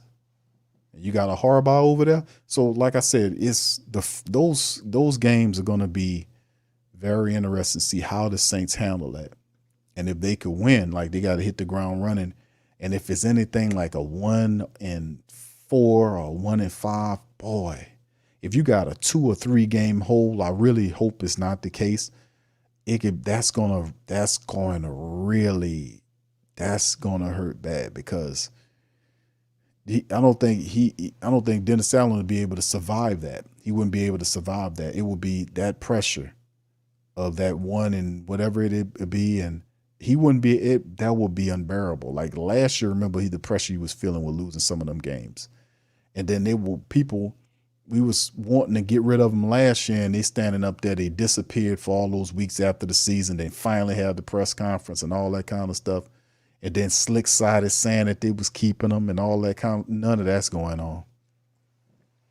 If that's a losing streak, a discrepancy in games between 1 and 4 or something like that, and you going into the middle portion, man, he won't be able to make it through that. He won't be able to make it through that, man. He won't be. You got to hit the ground running, man. Any discrepancy of 3 games or so, boy, I'm telling you, man, because I remember the pressure last year on him. He looked like a wounded possum in the face. Y'all remember that? So it's just, he won't be able to make it through it. So the Saints got to hit the ground running, man. We really do. All right, Philip says we got everything we need as long as we play as a team. Indeed, bro, that's the thing about it. Hemisphere says, I don't hate DA. It's already seen enough to know DA isn't a head coach. He's a good defensive coordinator. Thank you, bro. Reginald says, start off fast, win division games, finish strong, stay healthy. Chance at 11-5. Who that family? Yeah, Reginald, that's good, man. We could beat these teams, no doubt. Like I said, Dallas, Philly. These guys not going to be in mid-season form that early. So yeah, you can beat them. You can beat Dallas early. You can beat Philly. Yeah, you can beat them. You can beat Atlanta. You go into a Monday night matchup against Kansas City, and that'll be a month worth of games. So they might have a little something going, but still very beatable. Tampa Bay, you can beat them. Denver, that'll be interesting. Chargers. But like I said, which Saint team shows up, that's the point. A Dark Side says Carmichael killed the team with play call, and Saints was dead last in pre-snap motion play action, which shouldn't have shouldn't happen with the weapons on the outside of Olave and Rashid. Thank you, bro. Appreciate it. Good comment. All right, Philip says we could beat everyone. I'm telling y'all, fam, we're gonna look like a different team. I'm with you on that, Philip. Talk that talk. All right, yeah, talk that talk. That's what if you have Clint Kubiak, we have these guys. We should be all right, right? Yep, we should be all right. Yeah, and that's the thing, man. Then if we kind of get down in the schedule, you start noticing other things like, okay, we get to Carolina, Atlanta again. You got the Browns with Jameis. The Browns are not a pushover either. So even though they did the thing where they said the Saints had the second or the best, the more favorable record in terms of teams based on the wins and losses last year, which is really, that really is just a cute stat to throw out there, but it has no impact on what the teams look like going into the season, because a lot of these teams were good teams. Like Cleveland is not a pushover. Atlanta will be much improved. The Rams, we have a problem when Rams took a step back. We know Aaron Donald's not there, but they made some moves. We'll be getting him here. We should be able to do something with them. The Giants, we don't know what the Giants are. They looked good 2 years ago and then crap the bed this last year. The Commanders with Jaden Daniels, and these games will be later on in the year, so a lot of them guys will have reps. We'll have the Monday night matchup against the Green Bay Packers with Jordan Love. We need to get even with them. The Raiders matchup, and then Tampa Bay to close out the year. So yeah, this, even though early on, man, this schedule could be problematic for the Saints if we don't get everybody in camp like we're supposed to get. Straight up. What's up, brother Kimo? How you doing, man? All right. He says, all the bad football we watched the Saints play last year and was still 9-8 tied for first. This is a new year. We have addressed our needs. Thank you. Wild says, I really think Brian Bresee will develop into an all-pro. Yeah, this is the thing. Like, a lot of these guys simply need to step up, man. We definitely need to see something different from some of the, some of our young guys. Like, we talked about the old guys like, Demario Davis and Cam. But like I said, in 2 to 3 years, these guys are not going to be on the team anymore, fam. They're not going to be on the team anymore. So somebody got to do something, right? Real money. 2 or 3 years, Alvin Kamara is not going to be here. Demario Davis is going to be gone. Cam Jordan's going to be gone. Tyrann Mathieu is going to be gone. Marshawn Lattimore is going to be gone. What do the Saints look like in 2 to 3 years? Your window to win is now. Why you got all these people here? Your window to win is now. That's why a lot of people like myself was upset about the football that we've seen over the last couple of years, because the Saints were wasting away the window of all these talented players by just being sloppy and inconsistent. Wasting away the window, and just and just on like fundamental stuff that you can't win with, that professionals supposed to know. Like, you gotta make sure if guys don't do what they're supposed to do, you gotta handle your business. You gotta punish them, take them away from time, whatever the case may be. Take away, put somebody ahead of them, take away their playing time, whatever the case may be. You can't let guys just like not block, get away with it, false start, not be, no. That's what Elvin said. Elvin was like, man, they got guys with false starting in practice and nobody was saying nothing. How the hell you got that going on? And they're supposed to be a coach. You can't let guys just be making mistakes and not reprimanding them. You're hurting the team. And then it I told you, early on in the year, it looked like they wasn't practicing much. Like, you'll see wide receivers and the quarterback running and the quarterback throwing into a spot where the wide receiver wasn't, the wide receiver turn around with his hands like this. Like, you've seen that 2 to 3 times a game in the first 8-9 games. And I was like, what's going on here? Why are we seeing this late in the middle of the season, communication breakdowns between the quarterback and a wide receiver, and the quarterback and a tight end, quarterback and the running backs? Like 2 to 3 times or more per game. I'm like, what is going on? All those stalled drives. I remember all of them, all the stalled drives, all of the foolishness about why we can't do nothing in the red zone and Jimmy Graham sitting on the sideline, all of that. And the people asking week after week, hey, Dennis Allen, Wounded Possum, why is Jimmy Graham standing up there watching the game as opposed to in the game, in the red zone, catching touchdowns? Why? See what I'm saying? And then people don't remember that type of stuff, but I do. That's dumb. And that hurt the team early on. Well, Jimmy's waiting for his opportunity to play. What? Is he hurt? Oh, no, he's not hurt. And then many games he was a healthy and active. They scratched him. And they needed him. They were struggling in the red zone. That's just not intelligent, man. So, like I said, I am really happy that we got people that actually know about football, that's accountable and attention detail centered. We won't have these many issues anymore, because that was one of the things that stopped the team from winning, making bad football decisions, being slow on adjustments. That hurt the Saints a lot last year, and look like we don't have that to do. All right, Chase, Philip says Chase Young is going to make a huge difference. Yeah, you got to stay healthy. We'll see. Darkside said, can't wait for the Packers game because they got lucky. Jordan Love was playing like trash. I still can't believe. Yeah, man, I was watching that game and I was like, oh my God, you kind of sensed it. Because the game was evident. You could see the momentum switch. You could see it turn.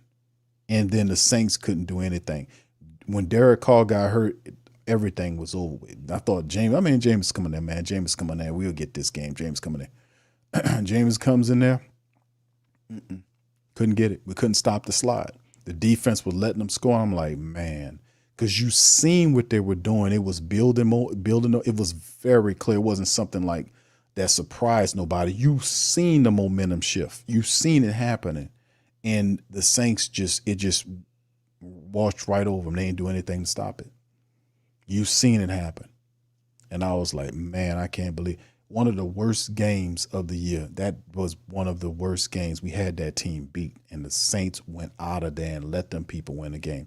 The Minnesota is like 3 games I really despised last year. The Green Bay Packers game was number 1. Number 2 was the Minnesota Vikings game. We should never have lost that game. They didn't have a starting quarterback. Jefferson was hurt. They had that kid that was a rocket scientist. Josh Dobbs was picked up or traded for or something. The trade period before came in there, started, and took the Saints apart. I'm like, what? That's not supposed to happen. So the Saints go into there was a bye week. The Saints go into the bye week after the Minnesota loss and get ready for Atlanta and turn around and lose to Atlanta.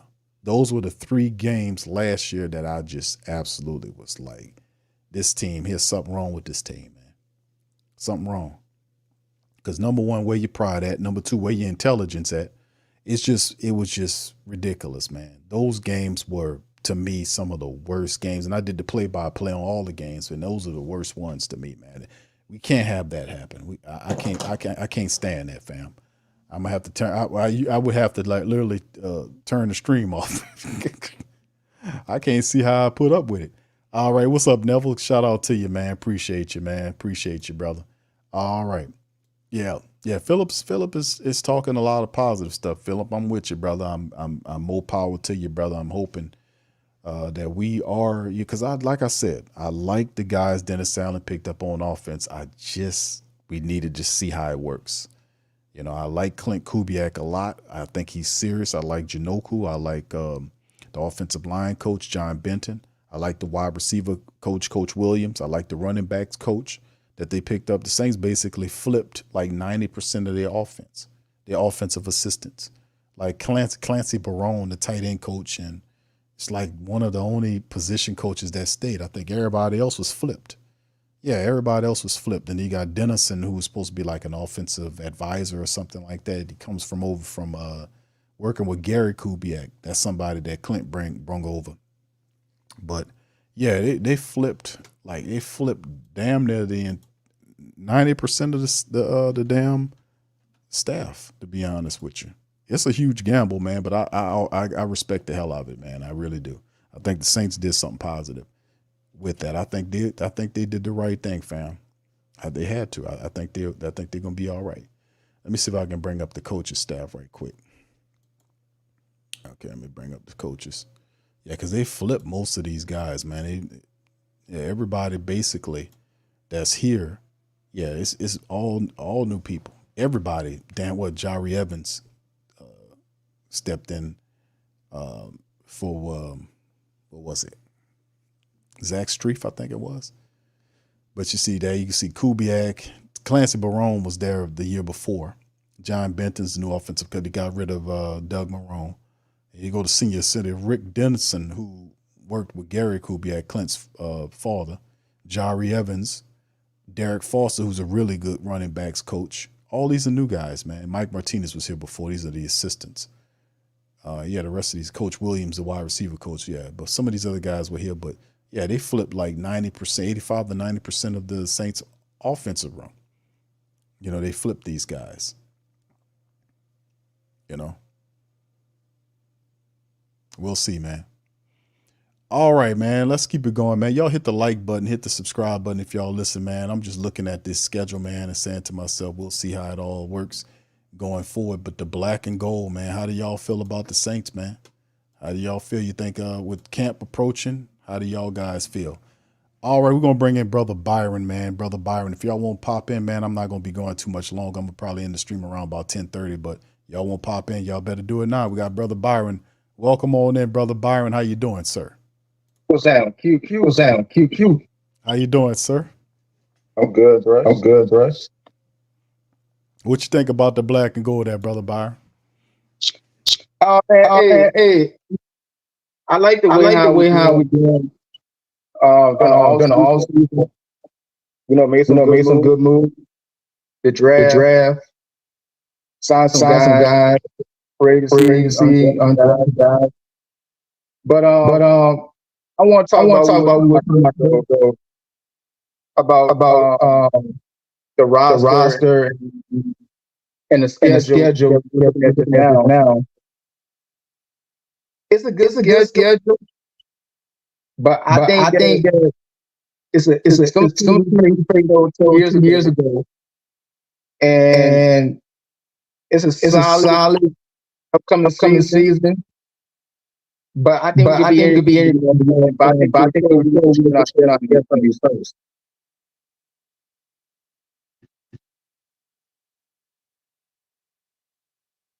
Yeah, I see a lot of this stuff dealt with the black and gold, man. This schedule is gonna be really interesting to see how they deal with that, Byron. It's like I said, looking at it, man, it puts pressure on the Saints, that training camp, man. They're gonna have to hit the ground running, man, because for sure. Like I said, the first 5 games, man, the 5 games, and even if you go past the first 5 games, you start talking about Tampa Bay, which Tampa Bay is they're not going to be a pushover either. That's going to be 2 games at home, and then Sean Payton with a short weekend on Thursday Night Football. So that's another thing. Yeah. You know what? I don't know about this. The Tampa Bay, we always play them though. That's a rivalry game, certain time But I think we can go ahead and take care of them. But the Carolina game, trap game, because I think the Carolina is in a rebuild when they got Bryce Young as a young quarterback, and he struggled last year after we took him in that Monday night game. But I don't see Carolina gonna come here, open up the season in our own territory on September 8th, because we're gonna take care of them more plain and simple, because they've been struggling the offense, and they're not playing as the team that they is though. And I think that they brought a new offensive coordinator as a head coach from Tampa. But I don't see that Carolina's going to be a trap game, because I think that game is going to be real more excited for us when we get as our fan base in that dome. It's gonna be electric, and I think we're going to take care of business and control our home dome against Carolina. And I think Carolina's going to go and get behind whoop, and they're going to get a big old L on the head though. Yeah, a lot of people was talking about the fact that we get Atlanta within a month of the games, but we have 2-headed rivals, Dallas and Atlanta, and their buildings should fire the Saints up early on. So some meaningful games early in the season, man, I'm for that. Oh yeah, me too, no doubt about it. I think the Atlanta game, the Dirty Birds, I know a guy coming out in our show talking about, they're gonna win NFC South because they got Kirk Cousins. They don't mean shit, because Kirk Cousins didn't mean a damn thing. I think when he was with Minnesota, BQ, and we played him since a couple of years ago, since that Christmas Day in 2020, we took care of business in that game when we had this home game here, and AK-41 went off against Minnesota Vikings when they scored 6 touchdowns against Minnesota in that game. But Kirk Cousins is not more as a difficult for us, though. I think the problem with Kirk Cousins is his health, and he's getting up the age, though. They pay him all that money that they paid Derek Carr last year. I don't see that Kirk Cousins going to play the way he did in Minnesota when he had the injury last year. I think they come up the torn Achilles. That's going to hold him a setback for him into the season, though. We don't know how Kirk Cousins going to look like for the Atlanta team, though, in their own standards. But I think that the Dirty Birds don't have no chance at all to go toe-to-toe, even though it's another division rivalry game, too, though. But my point is that we're going to take care of business anyway, go between Tampa and the Dirty Birds more than anybody in the whole entire NFC, including the Dallas Cowgirls and Philadelphia. Yeah. A lot of people don't like Kirk Cousins, man. But he's a bum. I think look. Let me tell you this though, Q. Straight up, no defense. I'm gonna be reasonable with you. Kirk Cousins, he's okay though. But he's not as playing as style football we saw in the playoffs, that he struggled more in the season, that he put everything, in form. So I don't see that he's going to develop the team for Atlanta, because, Atlanta, they're in a difficult situation with them and their team and their roster on pace when they had a head coach with Raheem Morris. Now, I know Raheem Morris because I know him for a long time, though, when he's with Atlanta before he went to the Rams. But now it's a difficult mode, though, for Atlanta with Kirk Cousins. And I don't see Kirk Cousins going to develop that offense with the guys like B.J. Robinson and London and Pitts, guys. I don't see that they're going to do what they're going to do, what we did to the Dirty Birds last year, what we did before a couple of years. So when Kirk Cousins is in a different different, situation right now with that team, I don't see he's going to transform more than he had the injury he had last season, probably come up to torn Achilles. You know what, Byron? I kind of see Kirk Cousins. I pull up his record against the Saints. He's 2-3 in regular season, and he has that playoff victory. So overall, he's 3-3. Yeah, so, but I'm saying, but remember the couple years in the playoffs? What I'm saying, when he was with Minnesota, he struggled in the playoffs. Right. Yeah. Right. I get what you're saying. I'm just I'm just letting you know, because I'm not saying that he is the good quarterback. I'm just saying that he struggled in the playoffs as a Minnesota Vikings before he went to Atlanta. Right. But I know that. But I hear what you're saying, though. I'm not saying that I'm not trying to be against you. I just think what I'm looking at it is, though, from Kirk Cousins' career, though, for Minnesota, he put up big numbers, but I'm saying it comes to the playoffs, he was not that guy. Right, he falls apart. I get what you're saying. Fall, like tear, like collapse, like split to split. You know what I'm saying? So that's what I'm just saying. I'm not making no excuses, though. I'm just making it as a detail. You know what I'm saying? Like, I'm just putting it as information. No, that's fine, Byron. I get what you're saying, brother. I just think that a lot of the stuff that was going on with Atlanta, and they feel a lot of people feel like with Atlanta getting Kirk Cousins, and they can keep him healthy and upright back behind the line. They got a pretty decent offensive line with all those weapons. They might be able to improve upon the 7-win total they had last year, which is not improbable. So like I said, with this, that's why I got the schedule on tap. Is that by week 10 we'll be done with the Falcons? Yeah, no doubt about it. Right, but I just think that. Yeah, right. But my explain is that the Atlanta fans was not satisfied to get Kirk Cousins because they drafted their quarterback Michael Penix out of Washington. So we know for the fact that the Atlanta fans was not on board after they signed Kirk Cousins. Mm-hmm. You know what I'm saying? Because what I'm saying is because I know Atlanta fans gonna get a quarterback because Michael Penix is more like a second round pick, not a first round. Well, different people had them marks. Some people had them. Well, maybe late in the first round, but not early first round. Right. A lot of people had them marked as a early second round or like a second rounder. But when they had a run on those quarterbacks, and you seen guys like the kid from Oregon go off the board and all that. Everybody went on a little run there, and then another quarterback wasn't taken till when the Saints took Spencer Rattler way in the 5th round. So yeah, they a little run on him, and I think Penning is a guy. He's a older player, but he's a guy that he got a lot of potential. Right, and that's why I was like when I heard the reaction from Atlanta, responding when they drafted Michael Penix, they were like, "Why we gotta get another quarterback and we got a older veteran on a 4-year deal with all that money though?" I mean, it don't make no sense for me though, because I mean, I'm not saying that it was a good idea for the Atlanta fans. I think they was pissed off when they drafted another quarterback in their own hands though. After they signed Kirk Cousins, that's why I was like, okay, I was not surprised though when I saw the draft though. You know what I'm saying? And I was like, okay, it was a shock for the Atlanta fans, and they're like, oh, what the hell we drafted another quarterback? Okay, because I know because Michael Penix is getting older. He's like 24 years old, something like that. So he ain't gonna see the field next about 3 more years. Well, it depends because it's taking a quarterback. You give him $180 million to Cousins, and then you have Michael Penix. You take in the 1st round. What if something happens to Cousins and he gets hurt again? Lord have mercy. Then they fallback option was Heineke. So they went with a quarterback. Like they had to brace. They wasn't going to put all that on Kirk Cousins, man. Before they had Desmond Ridder a couple years ago when they drafted him. Yeah, he fell apart last year. I was expecting him to do better than that. All of the turnovers, and he kind of walked himself out of that. But that's the thing that Atlanta is we have to deal with. But there's others.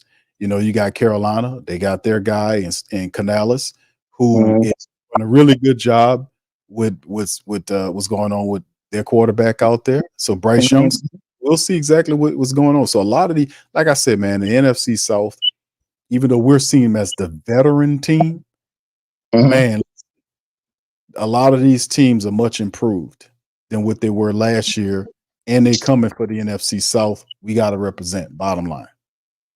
Yeah, but I just think the way everything going so far that we still control just the way we're going to be in our own, perhaps. But I think we're going to win the NFC South division, no doubt about it. But I don't think between Carolina, because like I said, Carolina, they're not going to be as capable to be as a better team they're trying to be from last year than was all the year they've been worse. But I'm not hating on Carolina, though, is that when we play Carolina every time, though, Q, is that the offense was a letdown. And do we know for the fact that we could go toe-to-toe against them, though? But now they add Bryce Young to the mix as their quarterback. We took care of him lick to lick last season. But when you brought a new head coach, it's going to take time.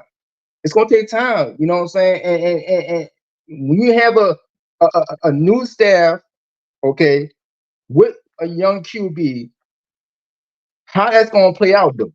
You know what I'm saying? Because we see a lot of coaches change from team to team. But this is going to be the first time for the new head coach for Carolina with Bryce Young. But it's going to take more as a process leading towards into the season. So I think that's why I say it's not going to be a trap game come September the 8th down here in the Dome. Because we know for the full is that the Carolina don't have a chance to go against us. But I know other teams we got to face, though. That's all the bottom line I'm looking at right. Like the Kansas City game. That's what I'm looking at right there on October the 7th, the Monday night game. With Patrick Mahomes in their building. That's the game I'm looking at right there.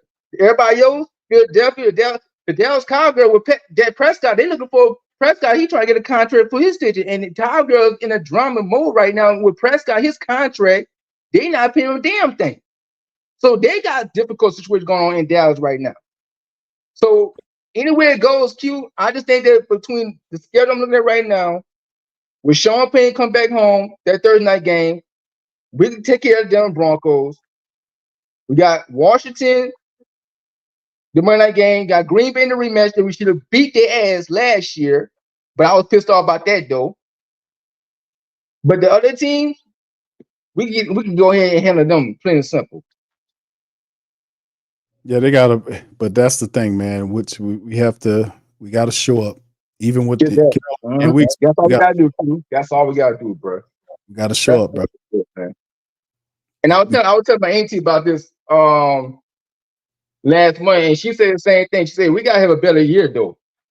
Yeah. And I told her we gotta have a good season though. We gotta have a good season though, man. No excuses about that, because the Super Bowl's in the Warrens right now. If the Saints want to have the home field advantage in our territory, Q, we got to take care of business into the season, though. That's the way it's going to be. I don't hear no about Denzel can't do shit, can't do a damn thing. Denzel is his final opportunity as a head coach to get this thing, turn things around, though, bro. Because I'm going to tell you why. If you don't get this thing quick and fast, Q, you in some buzz in that front office, and there's going to be some fire going right down the map. You ain't lying. You ain't lying. I heard Denzel in his press conference since OTAs and man tournament camp 2 months ago. He came up with some good words about accountable, attention, and details. If you said on three things like that, Denzel, hopefully you can be more better as a head coach than you was 2 years ago. But if not, your ass out of here, bro. Yeah, it's definitely we gonna see something real fast too. We're gonna see something real fast, man. Carolina opening up, Cowboys, Eagles, Atlanta, Kansas City, and then Tampa, and then Sean Payton in week number 7. Yeah, the schedule, man, is very exciting early on, man. It's exciting. It's a back-to-back easy schedule we had though, man, for the second street.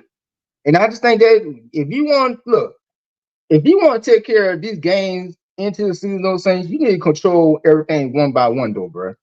Start with Carolina first at home, and see how it's gonna go right down the stretch. Because I don't want to hear about they have a slow start again. Yeah, the Saints they can't get things going, and then all deja vu all over again. No, enough of that bullshit. The Saints need to take care of what they do this year, though, Saints. I'm not playing around, though, bro. And I know who that nation now is going to be like. They're going to figure what's going on this going back and forth. The Saints need to do what they do to get the job done, Q. It start with training camp this Tuesday. Come on, have my eyes on the battle competition. And the preseason start next month on the 10th against Arizona when they go out west. But the Saints need to do what they do. We have a successful season this year, man, 2024. That's all there's to it, bro. If they could go ahead and do what they do, this schedule we're looking at right now in our face, take one game at a time. Yeah. That's all this, huh? That's right. One game at a time. Take care of one game first. That's in the Superdome. September 8th against Carolina. And let's see how it's going to play out rest into, on and on. But I want to look at the Carolina game first. But like I said, we got training camp in 4 days. Let's see how the battle competition play out and see how it's going to go once the roster cut down and see how the roster going to look like for into the season. Because like I said, it's going to be some lot of decisions to make, boy. And you're not going to keep all of the guys, though, bro. And I know Dan's going to have a whole lot of play on his plate, though, and what guys he want, what guys he don't want. But you got to know if you want to have playmakers, you got to go ball out. Yeah. You got to ball out. And we know that Derek Carr needs to stop staring down. Look at him say, staring down one inch, sticking the whole high half field. Look at your eyes. You got both eyes, Derek Carr. Use to your vision the whole field, bro. You see one person, look at everybody on your damn offense. Mm-hmm. And stop holding that damn ball too damn long. You're going to have protection. The O-line going to keep you upright in the pocket. But something cute? We never see Derek Carr move out the offense too much like he used to, though. Like, he didn't move out the pocket like he used to was. I need Derek Carr to move out the pocket a lot more, though. He could get some yards, maybe 10 yards at least, something like that, but not too much. But if he could get himself going like he did late in the season in 2023, I want him transform in 2024, though. If he could do that, though, I think Derek Carr have a breakout year for the Black Gold Nation this season and play his style football. You got, like I said, you got Andrew Janoko and Kubiak gonna call the plays. Derek Carr needs to get himself way more upper the level. If he could get that done, Q, I don't hear no complaints about it. Indeed. Well, Byron, listen, man, thank you for chiming in as always, man. Much love to you, brother. We appreciate your fire and always bringing it, man. Much love and appreciate it, brother. Man, Q, anytime, bro. Appreciate you, though, man. Let's go ahead and get this thing ASAP, bro. That's right. That's right, Byron. All right, brother. Who that? Peace. Who that for life? That's brother Byron, man. Always bringing it, man. Shout out to y'all, man. Give brother Byron a thumbs up, man. He was always bringing the fire. Speaking about bringing the fire, we got another old schooler, the OG himself is in the building. OG Jerry. What's happening? The godfather of the Who That Nation, Big Q. How you doing, OG? I'm doing good, man. How about yourself? To you, man? Good, man. Good to talk to you. Good to hear from you, OG. Yeah, man. It's been a while, man. I know it's been a while for Byron. Shout out to my guy Byron because it's been a while since I talked to him. So right, yeah, Byron. Always good to hear from Byron. That's how I know his football season is on the way. That OG Byron is already fired up in mid-season form. I think Byron went from a hurricane to a tsunami or something because he done graduated from being a hurricane. Yeah, Byron mid-season form, man. We ain't get to the training camp yet. He ready. But what you think? He about ready to go just like I am. That's right. That's right. What you think, OG? What you think about the squad, man? What you think will happen? Well, first off, shouts out to the Who That Nation. I hope everybody's doing good. I know y'all ready, just like I am with training camp and the season, which starts next month or September. But Q, I'm looking at these camp battles right now, man, because it's gonna be very, very interesting. Starts off with the cornerbacks, the linebackers. I mean, it's gonna be wild, bro. It's gonna be crazy. I can feel it right now. What's your favorite, OG? What's the favorite one you're looking at? Right now, I'm looking at that secondary because you got Kool-Aid, you got Adebo, you got Taylor, you got Lattimore. I mean, you got Howden, Abram. It's going to be, like I said, it's going to be very interesting to see who's going to get that starting job. And I know I already heard about Ramczyk being out for the season. That's another battle I'm looking at is the offensive line. But now we got that big guy, Fuaga, from Oregon State. I heard good things about him. And I think Dolph Jack talked about him on his platform, how fast his feet is and how he get around to protect the quarterback and stuff. So I'm really looking forward to that. And looking at these young guys that's going to step up, with Ramczyk being out. Somebody got to step up and take that role. It don't matter if it's Penning or Ruiz or Fuaga. I mean, whoever can do that front, we're very good. They're going to be all right. Because I can see Kubiak changing a whole lot of stuff with this offense. Right. Think about it, Big Q. The last time we seen the Saints team be this dominant was around like 2017 or 2011 or whatever year it was. The last two, it's just been like no changes. But see, now you got Kubiak, and he's going to do a lot more than that Sneaky Pete did when he was with us. So that's what I'm looking forward to. Yeah, that's going to be interesting too. Pete Carmichael, man, what a disappointment. Yeah, Sneaky Pete, what a disappointment. But totally adverse is Clint Kubiak, younger guy, serious, attention to detail, focus.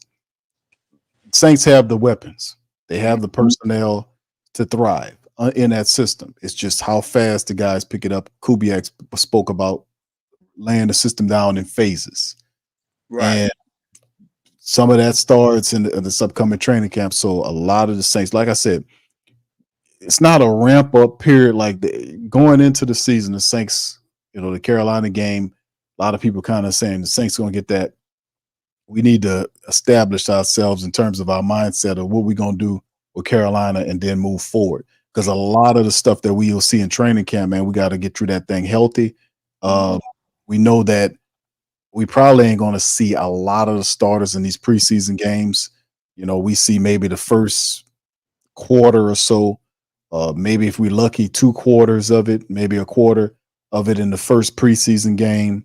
And then it's all backups for the rest of the couple of games. And then ultimately, they late into the season. So I don't expect things to be sharp, but I do expect the Saints to they're going to have to win and learn. This is the bottom line. The schedule doesn't give him any favor. That's true, Q. Because I got news for you. And who that nation? Hear me real good. They better not lose to Carolina coming in on week 1, because I swear, Big Q, if the Saints lose the home opener to Carolina to start 0-1, boy, we're gonna have a rough time getting everything back in order. Because I love my Saints, Big Q.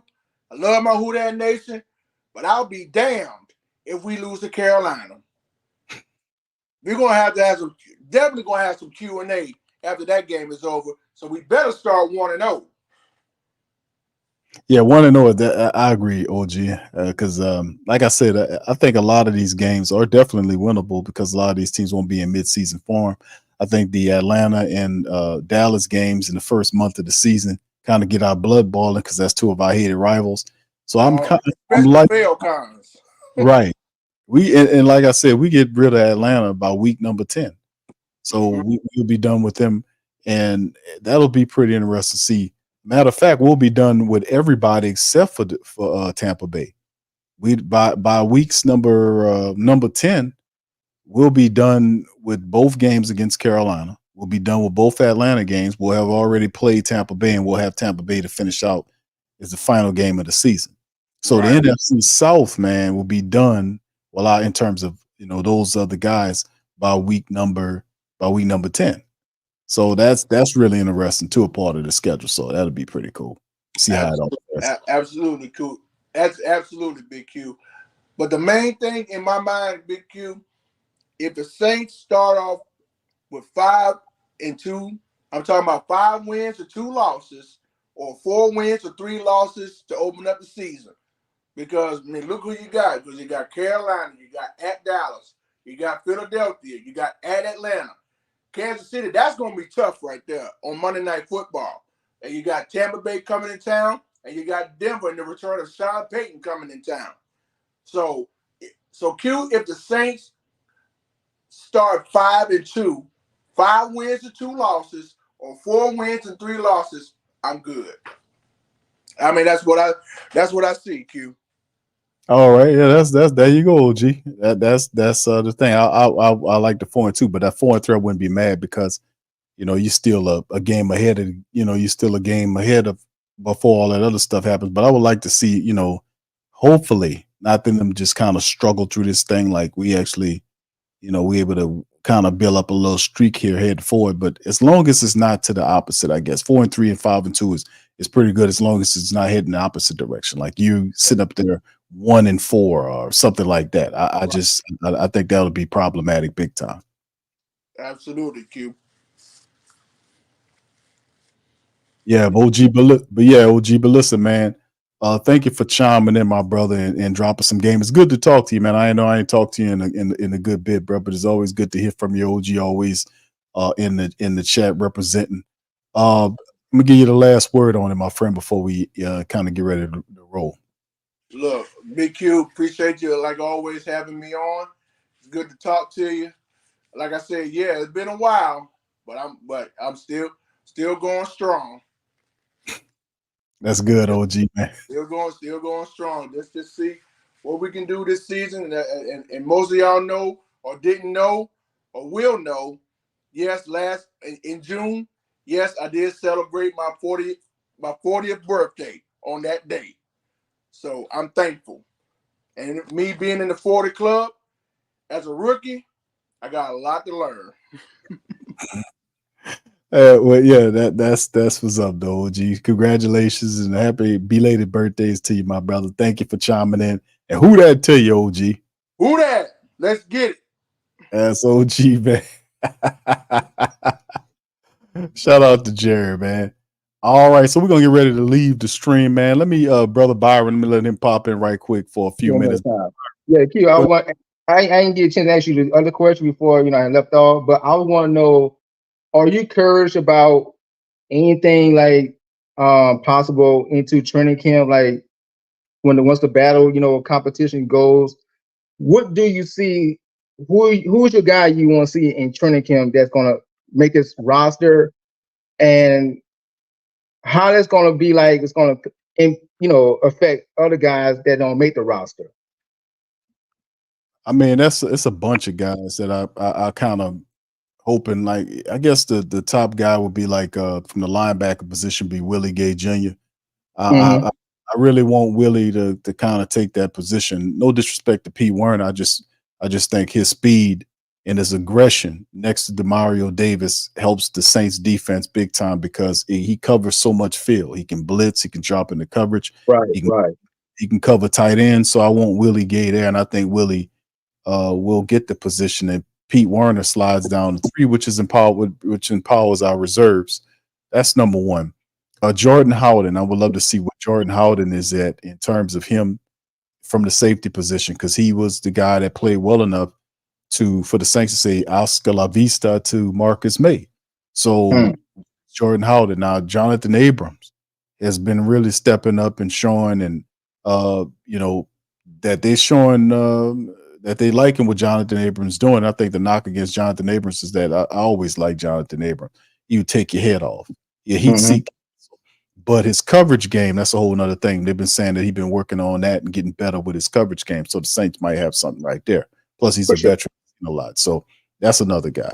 Defensive wide receiver wise. I mean, from the offensive standpoint, I know most people don't talk about it, but the fullback position, I would love to see Xander Horvath take that position, Prentice, because I think we need a more versatile fullback, a guy that add some value to that to the running room. You know, you can give him the ball, he can catch the ball out the backfield. You can use him in different ways as opposed to we have a standard traditional fullback like Adam Prentice.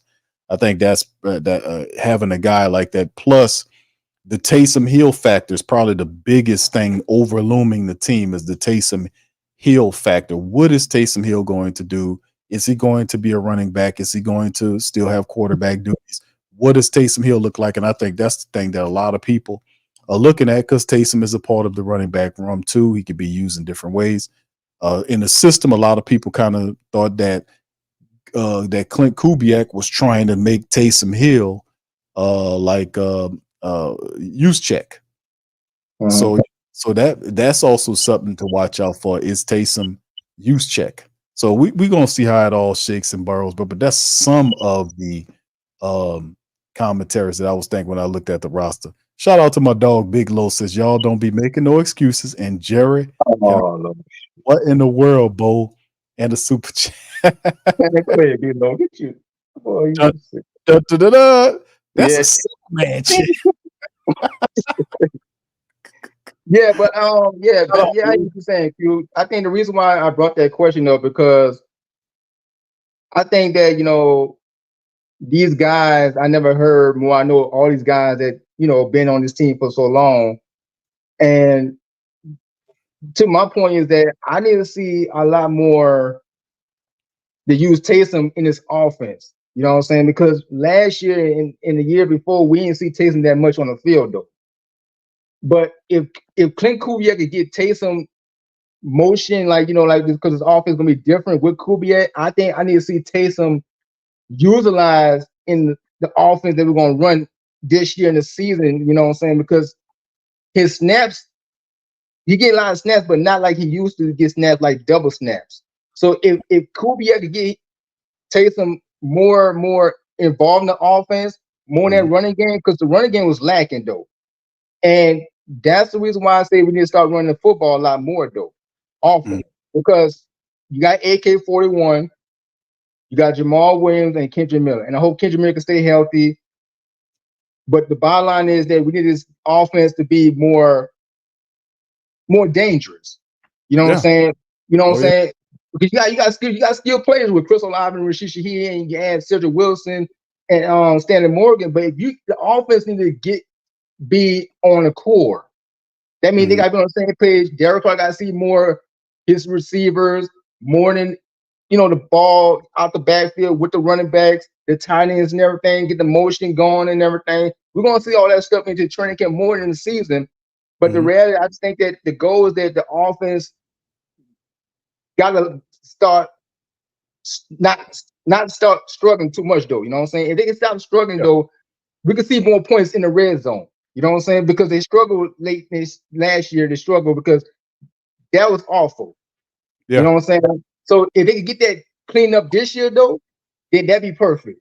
But I think that the point of where that the offense be more better and the offensive line got to be more better up front too, anywhere it goes. So that's why I'm just looking at training camp when I brought that question about who are the battles you're looking at and who the guy you like and what guy you just don't know too much anything, quality of. But I like that Willie Gay. I like what's that guy we signed in the free agency? Shit. Damn. I know all these guys. Wide receiver? No, on defense beside Willie Gay. We signed a defense. Oh, Will Harris. Will Harris. I like Will Harris sign. I like the pickup from Will Harris. That was a good move. The Saints got him. But the secondary, you got Lattimore and Odebo in that back end with Honey Badger. Now you add Willie Harris to the mix.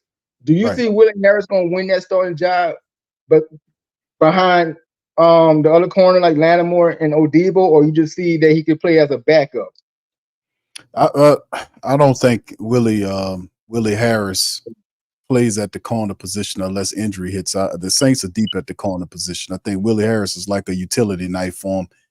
They like his versatility. He could play corner or safety for him. So I mean, I think that probably his value is for Willie Harris. Also, very solid signing to get Willie Harris. Yeah, it was a good. Yeah. So I think so. You think you see him more as a safety, not a corner? Well, they deep at safety right now. At corner. Excuse me. With Lattimore. Or he could just play like a nickel dime. As a. Right, but that's his when they sign him, man. If you look at his docket, man, he could play. He could play all over the secondary, man. That's one of the things. Yeah, for sure. They got him for a good rate too. They got him as a good rate. So yeah, absolutely, man. Willie Harris was a solid move that he could play either corner or safety. But I think right now they see him mostly as a safety right now.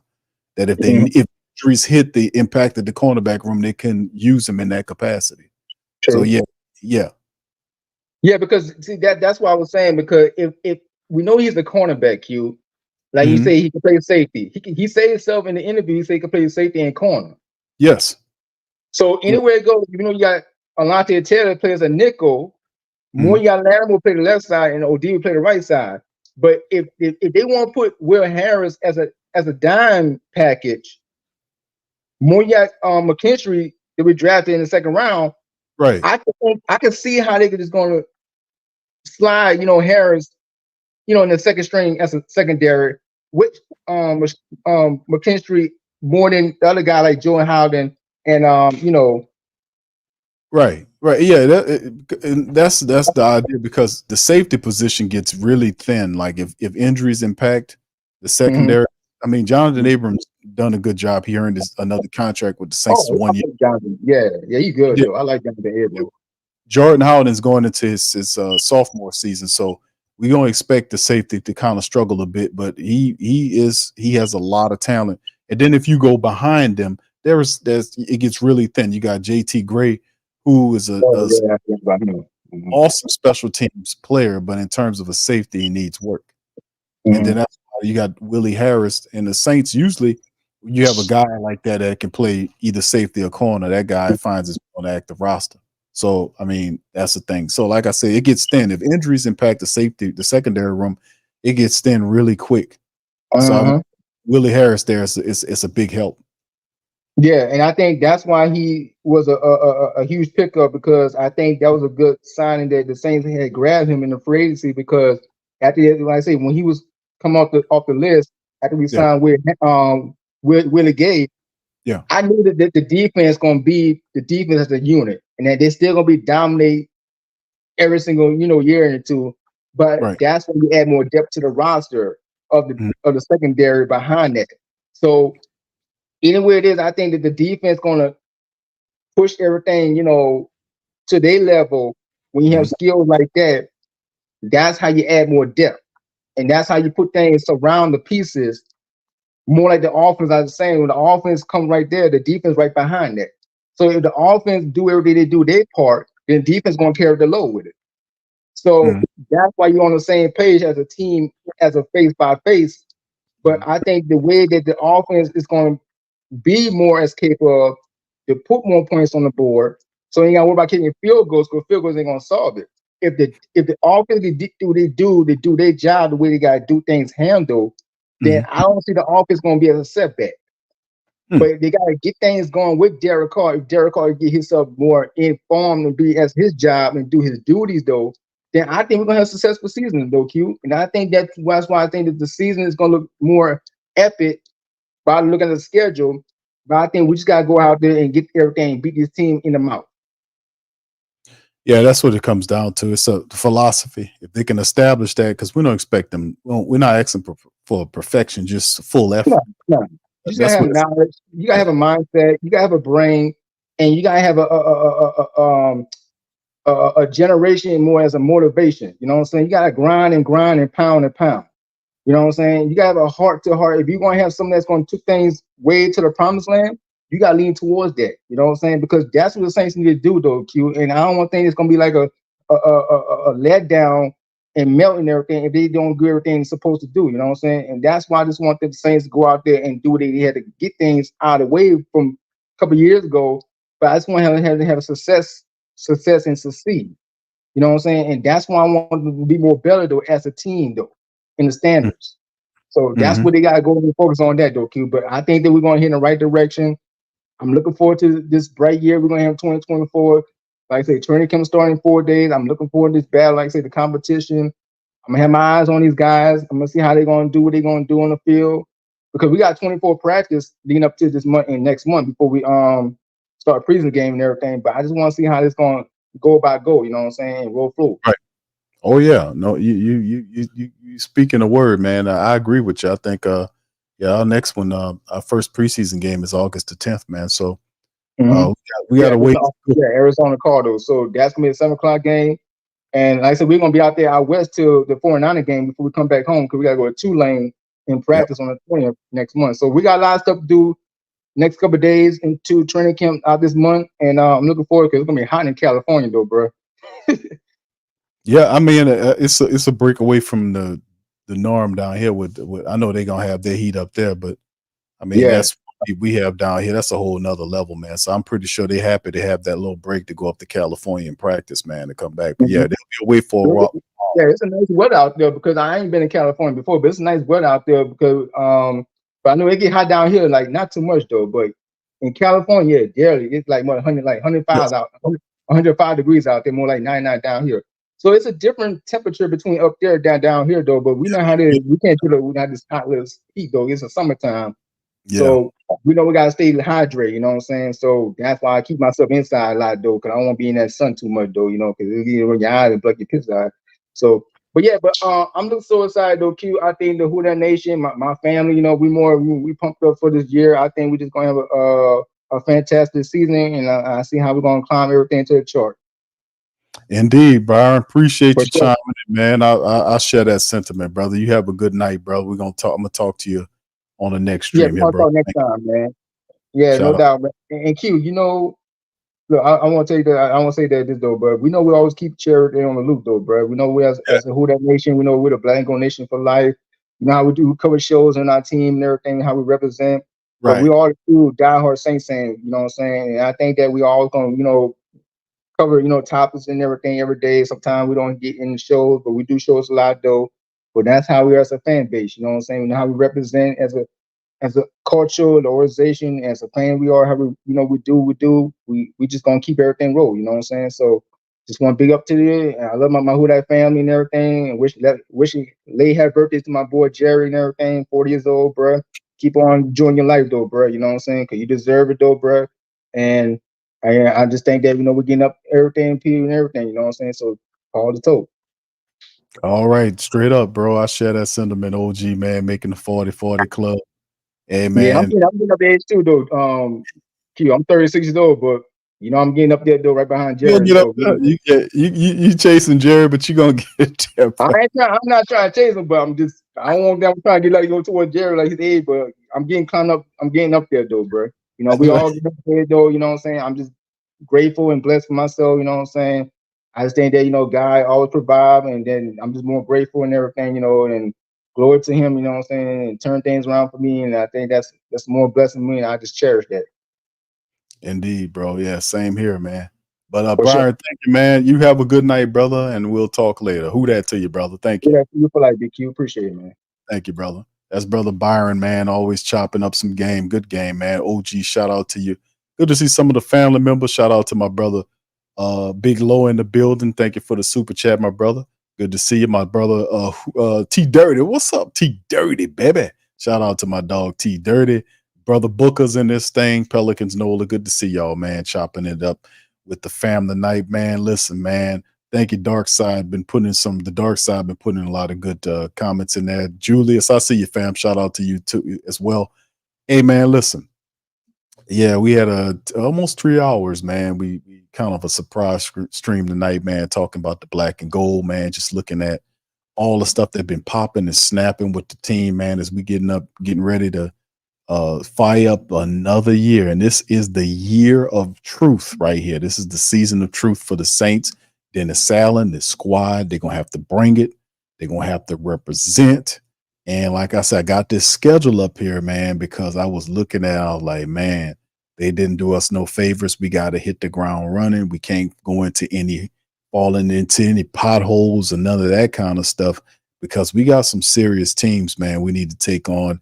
Like I've said before, they're not going to be in mid-season form, but still in all, when you got rival matchups against the Cowboys and the Falcons and a couple of contenders and the Eagles and the Chiefs mixed up in there, not to mention Tampa Bay. Don't sleep on Tampa, and then Sean Payton on the short week. So it's going to be interesting. It's going to be a very vibrant season early on. And then as it kind of tailors off in the end, you got matchups against the Chargers with Harbaugh over there. So they got Herbert there. That won't be an easy matchup. So the Saints, the Cleveland game before the bye week is going to be something to watch out for. And we got a couple of lighter games with Washington and New York on the back end, Las Vegas, and a revenge matchup against Green Bay, going up to Green Bay in the cold. So if the Saints can take care of business early, man, maybe we can kind of, do we need to do. But like I said, the Alvin Kamara thing needs to be fixed. We need to really kind of go into camp with a positive vibe. When I don't want to go into camp with a holdout looming over the top of our heads. We can't go into camp like that. Mickey, you got to get up all the snide, man.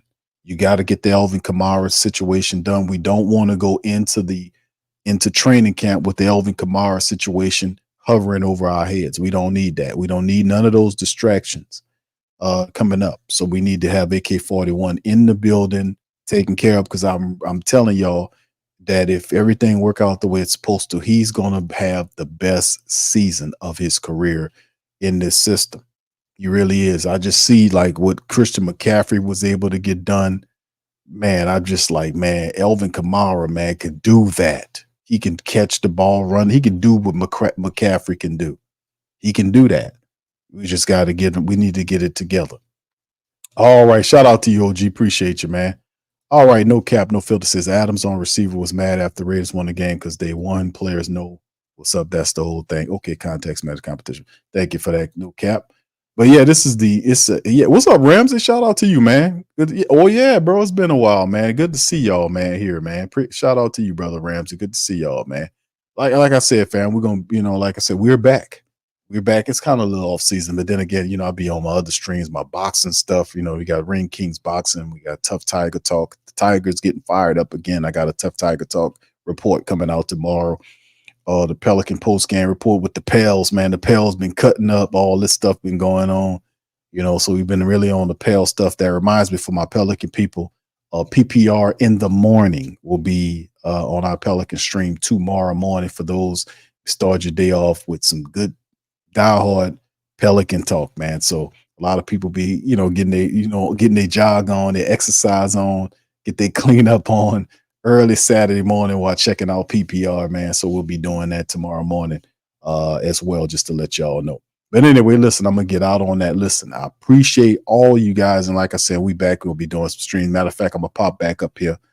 I think it's Monday or so. We're going to have a report on that. We're going to talk about that.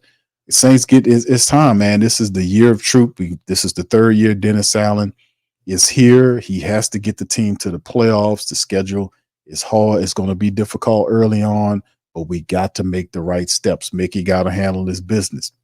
He got to do his thing. Mickey can't be playing around. We got $12 million, I want to say, just according to Over the Cap. Saints just have just over $12 million right here that they're working with. And we'll see what Mickey and the team is doing to see if they can make an arrangement to get Alvin Kamara taken care of. A 2-year arrangement, man, is all we need. Like I said, we're toward the back end of this experiment insofar as guys like Cam and DeMario and Kamara, in 2 to 3 years, these guys not going to even be on the team. It's going to be a whole nother team. So we have to seize the day. We have to take advantage of all these talented players right now and make it pop. That's why. And like I said, I was kind of upset about the losing because it spoiled a lot of their years. Like you seen DeMario Davis out there tearing it up, Tyrann Mathieu out there balling, and then it's all for nothing. It's all in losing efforts. This is ridiculous. We need to do what we got to do and get this team aimed in the right direction. It appears they are. We just have to see how it plays out, and we will be here to cover it. So anyway, man. All right, shout out to you. Good to see you, Reginald. He says, let's go. Reginald ready to play football right now.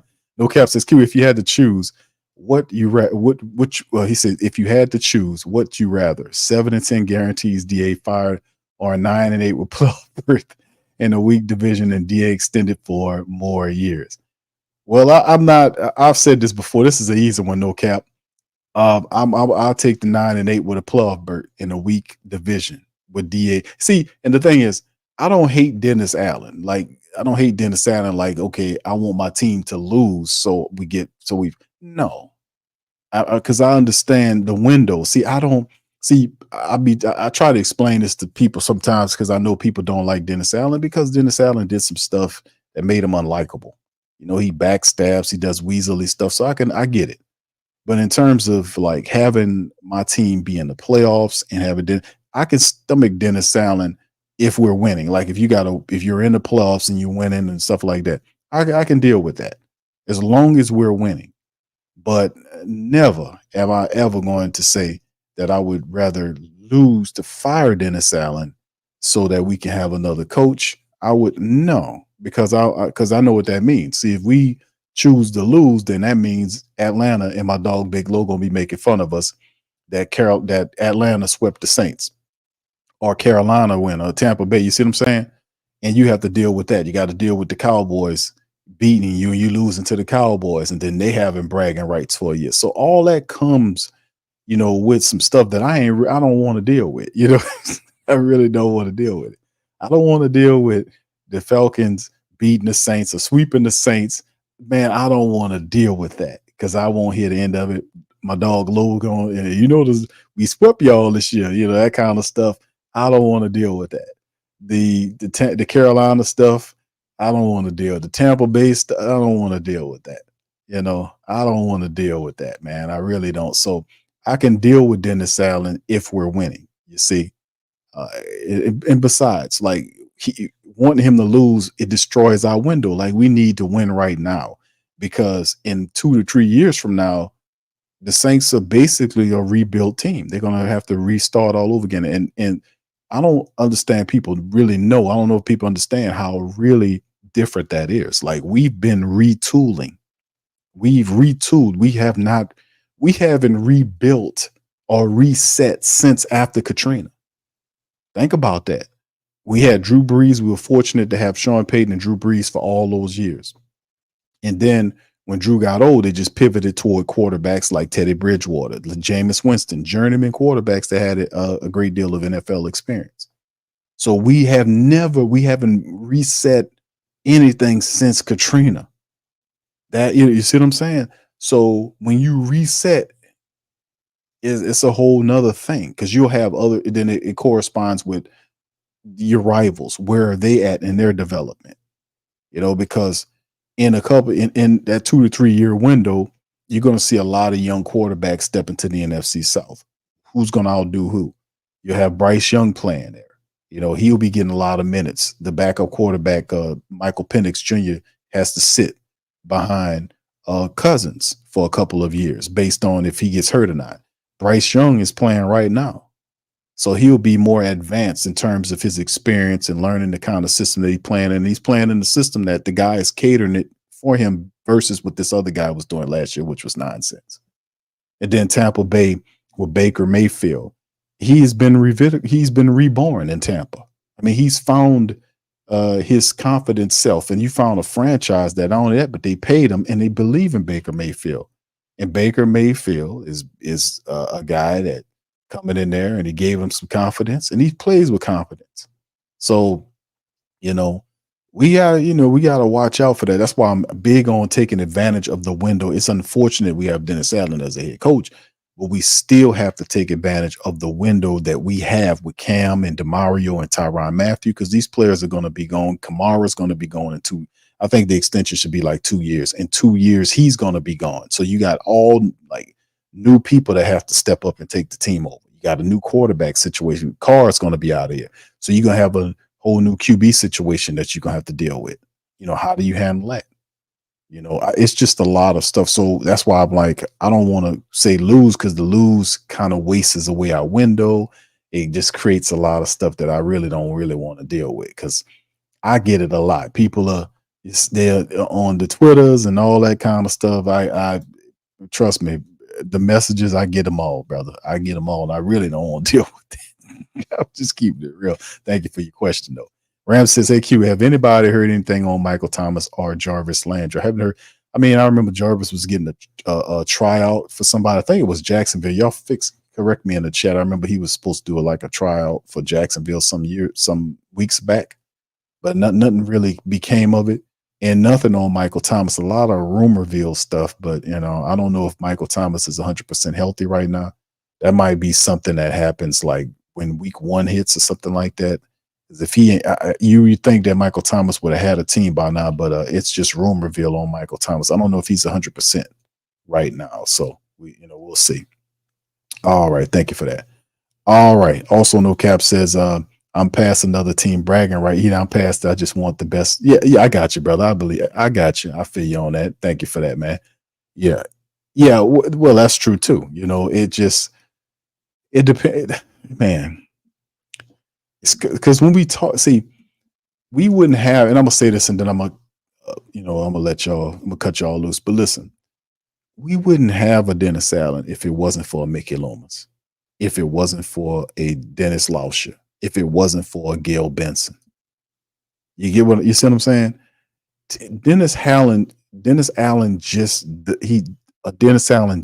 doesn't happen to your team. You see what I'm saying? Dennis Allen didn't get any job requests. He didn't get anybody requesting him to head. Can we talk to you about a potential head coaching over here at the Arizona Cardinals or whatever? The Saints was the only team that was considering him as a head coach, and he was considered as a head coach because Sean Payton told Mickey Loomis that his heir apparent should be Dennis Allen.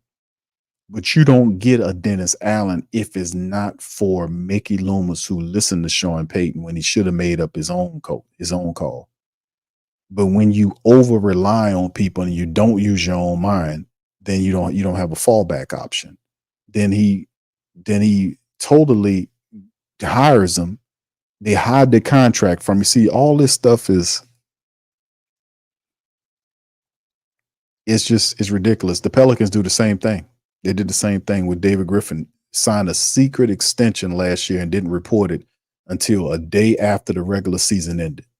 They signed that extension, Willie Green and him, signed them into an extension in late 2023 and didn't report it until the summer of 24. And then wouldn't even let the reporters, after they dropped it, they wouldn't even let them approach the subject. So this is the Pelicans, which is under the same ownership. That's the problem. And when you study the team like I study the team, to know who the personalities are, to know exactly what the faults are, the only thing you have to do is just listen to these people, and you'll find out quickly who's the problem and where the problem is. On the Saints side, the problem at the top is Mickey Loomis. Now you can say Gail is a person. Gail doesn't know football. She damn sure don't know basketball. She's just an ambassador. She's a Southern Belle. She walks around and smiles. She's an ambassador to the game. That's what Gail is. She know how to check their money books and check that bank account. Make sure them receipts are straight. She gets that. And Dennis Lauscher is a businessman. He's a damn good businessman, but he don't know shit on the field about football or on basketball about the court. He doesn't. Now, the Pelicans did shake up the decision makers a little bit on their side, and we've been promoting that for years. The Saints haven't, because they over-rely on Mickey Loomis.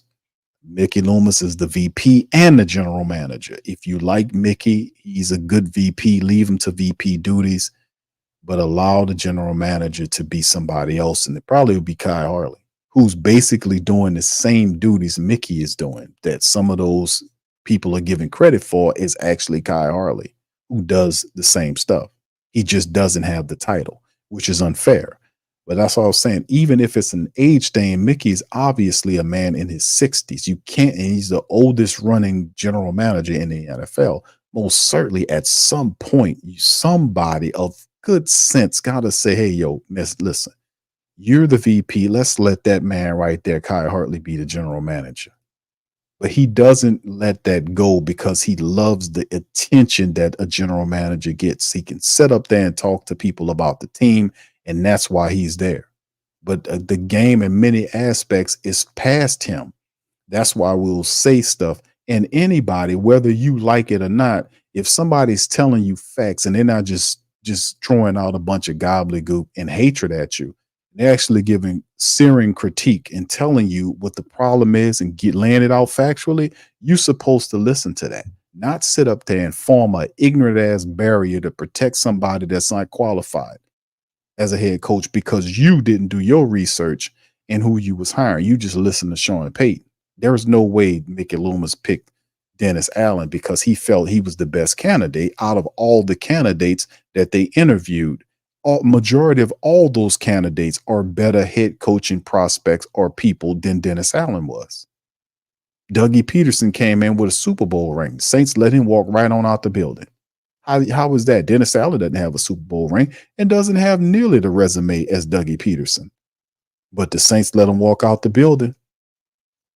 They set their goofy asses up there and talked to what's your guy name from Kansas? What's his name? I forgot the man name from Kansas City who's with Washington right now. Set up there and talk to that man, Bieniemy. Set up there and talk to Bieniemy for 8 hours and then turn around and offer him the offensive coordinator position and then turn around and hire Dennis Allen. That was some BS. And the Saints should have been in that lawsuit when Flores sued those people because they were abusing the Rooney Rule. And he sued them along with several other black coaches. The Saints should have been in that lawsuit too. They wasn't. And I was like, why aren't they in that lawsuit? Because they did the same thing. Flores interviewed for the job and they turned around. Eric Bieniemy interviewed for 8 hours and they turned around and gave it to Dennis Allen. That was a dummy move. They was just doing that to clear the Rooney Rule, to get through it. He had no intentions of hiring anybody but Dennis Allen. And that's because Sean Payton told him to. You can't say his resume. Well, I like Dennis. Well, hold on now. Let me stop you right there. I heard everything you said. Yeah, it's a goddamn lie right there. I'll tell you something. Hold on. Let me get you together on that. Hold on. That's not true. I hired Dennis Allen because he was the right candidate. Then he was the right guy. I hired him. And I thought, and he's a good coach. He's Bill Belichick. He's Chuck Noll, and Nick Saban. I'm telling you, Dennis Allen's the man. You're wrong about him, Q. It's just crazy talk. Nothing substantive, nothing commonsensical. It's just ridiculous. It's ridiculous. He doesn't have the resume over those other guys. He didn't have the resume those other guys had, but he gets the job because of Sean Payton. Now, when you did that let me know that you're unqualified to be a player, a decision maker here. And the mere fact that he did that and Dennis Lauscher didn't pick up on it shows me a lot. Like I said, man, is the two people at the top of the team don't know enough about football to then correspond with the third guy who they over relying on. And it's just too much, man. And as long as you have a screwed up matrix like that, the team is only going to go far because Mickey Loomis, the game has passed Mickey Loomis by. He can sit up as a VP, but general manager, no. And then it's the same thing on the Pelicans with David Griffin sitting up here spewing all of this fanciful garbage rhetoric about sustainability. That dude sound like he need to go work for the UN with all that, man. Go over there and work for them people. Just a bunch of trash spewing out of his mouth. That don't make any sense. All this stuff about, he was a hot trade market for Brandon Ingram. It was hot. Everybody was calling me about Brandon Ingram. And then now it's like no trade market. What the hell happened? And then toward the back end of the conversation, he says, we really didn't want to trade him, which would explain why you didn't trade him, why you were passing up those trades. But will anybody except for me and you hold them to the fire from those organizations? The answer is no. The tickets will have to drop. Stuff will have to drop for them to say, damn, these people mean business. They actually paying attention. Not enough people are paying attention that way. But this year, Dennis Allen understands the pressure. Like last year, they asked him, did you feel like he was coaching under pressure? No, because he was already reassured before the season ended that he was going to be the coach. And that was Mickey Loomis. Another bad decision. You got to let these guys coach under pressure to see if that's the key that gets them to the next level. Coaching under pressure. That forces you to change philosophies. That forces you to come out of your comfort zone and try something new. And as long as you are coddling these guys like this, that will be an issue. So that's what I'm saying. There would be no Dennis Allen if it wasn't for Mickey Loomis, if it wasn't for Dennis Lauscher, if it wasn't for Gail Benson. Those people deserve each other is what I'm saying. So that's my spiel. All right. GM Kev, what's going on, man? Yeah, I see you, bro. All right. But yeah, I'm just keeping it real with you, man. I studied these people back. This is my squad, man. These are my teams. You know, I cover these teams. I listen to everything they say. I've been doing this for a long time, and it's not hard to figure these people out, what they do or what they say. And that's what our current situation is with the Saints. But despite with the Saints, I think the Saints have an opportunity to win this season. I really do, because that the head coach finally sees that he needs accountability. He needs attention to detail. And this is something that I thought that a professional would already know, and that you need, not only you need that, but your guys have to have that. And he got serious guys that are good at that are serious about what they want to do and want to win. It's a good system, but you can't go far unless you make these guys accountable. If Derek Carr is staring this down, and like Byron said, he was staring this, that, and the third, it shows up on the film. It really does. If you watch the film, it shows up on the film. We do film work. We was doing film work every year after every game for Patreon. And it was like clockwork. The man was going over here, looking over here, and never looked over there. I was like, what? And then when he started to cycle through his progressions as the year moved forward, like I said, I'm gonna blame Derek Carr all the way. Like a lot when they was shooting him up with that painkiller, man, you could see it was a difference in his. Come on, the man said he took like 4 or 5 needles in his back from each side. They shoot him up over here, then shoot him up over there, shoot him up over here. And I'm like, why are you doing that? And they got a quarterback over there that's healthy. Why are you doing that to that man? You know, that's what I was saying about him. It was just a horrible situation, and all this crap about safety and player safety. Was that safe? Ain't no Ram knee was tore up. They've been knowing Ram's knee was tore up, man. You go back and reverse engineer the Ramczyk situation about his knee. They knew his knee was bad. That's why they didn't shift him from that left. Because I remember I was questioning. I was like, why the hell are they drafting Trevor Penning, a outright rookie? That's why I don't go hard in the paint against Penning, because the Saints did that to him. He wasn't supposed to be playing the left tackle position. You don't take a rant rate, you got to do it now because you ain't got no choice, because you just screwed up the man so bad. He basically got postpartum. He's traumatized from playing the left. And I said that before they started. They came out and said the same shit that I said before, they saying the same thing I said. And I said that shit weeks and months ago. And they came out and basically almost verbatim said what I said, used the same words. Isn't that a consequence? A coincidence? Whatever.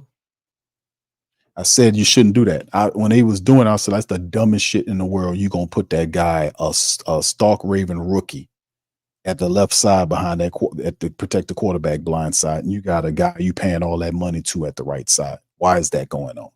They knew then that he was that hurt. That's why they didn't move him at the time. They let him stay at the right tackle position because they was trying to protect Ramczyk. That's what the hell was going on. But then they couldn't keep it. The knee progressed and got worried to the point where you start seeing Ramczyk listed as rest days. And I'm like, we covering these reports from Wednesday to Friday. And I'm looking at it saying, why the hell is Ramczyk on this list for rest? And some of them would just say rest. Then later on, it started saying rest and knee, and then rest and something else. I was like, rest, what's going on here? Then after that, it started to progress, and then they had to admit it. Because the pain shots that was shooting in his knee, the numbing wasn't working. So they eventually had to come out with it. But I told you early on, see, I reversed engineered the shit. That's why they didn't move. And when they started pinning they drafted them, pinning was supposed to be at the right side. It was supposed to shift Ram over there. But they didn't want to do it, try to protect him because of the knee. He couldn't do it. So they kept him on the right side. Man, and so, I mean, like I said, that was on the Saints doing that. That was on them. They should have been did something about this Ramczyk situation. That's what I'm saying about people that lead, that do stuff, that step up and handle their goddamn business, and people that wait all the way until it fall apart. That's what I'm saying, man. It takes somebody. That's why you see teams, some of the good teams, they move a different way. They move with a different energy, a different vibe. You see teams that are constantly always making moves, adjusting, like Philly's always making trades or trying to do this, that, and the third. And they constantly stay in a state of motion trying to improve the team. They don't just go in the off season and bring a bunch of people in drafts. And then as the season starts, they stop doing anything. They stop making trades. They stop bringing people in. You get what I'm saying? It never stops. It don't stop in the end season, just like it is in the off. You got to continually keep an eye on your team. You got to constantly do evaluations. They're more important during the season than they are out of the season, because at the time games are being played, adjustments need to be made right away. And if you're slow on the draw, you're going to get beat by the other team. It's just as simple as that. But that's what I'm saying about people that's too comfortable. The Saints brass is too comfortable. Mickey Loomis never used the term comfortable before. We use pumping that here.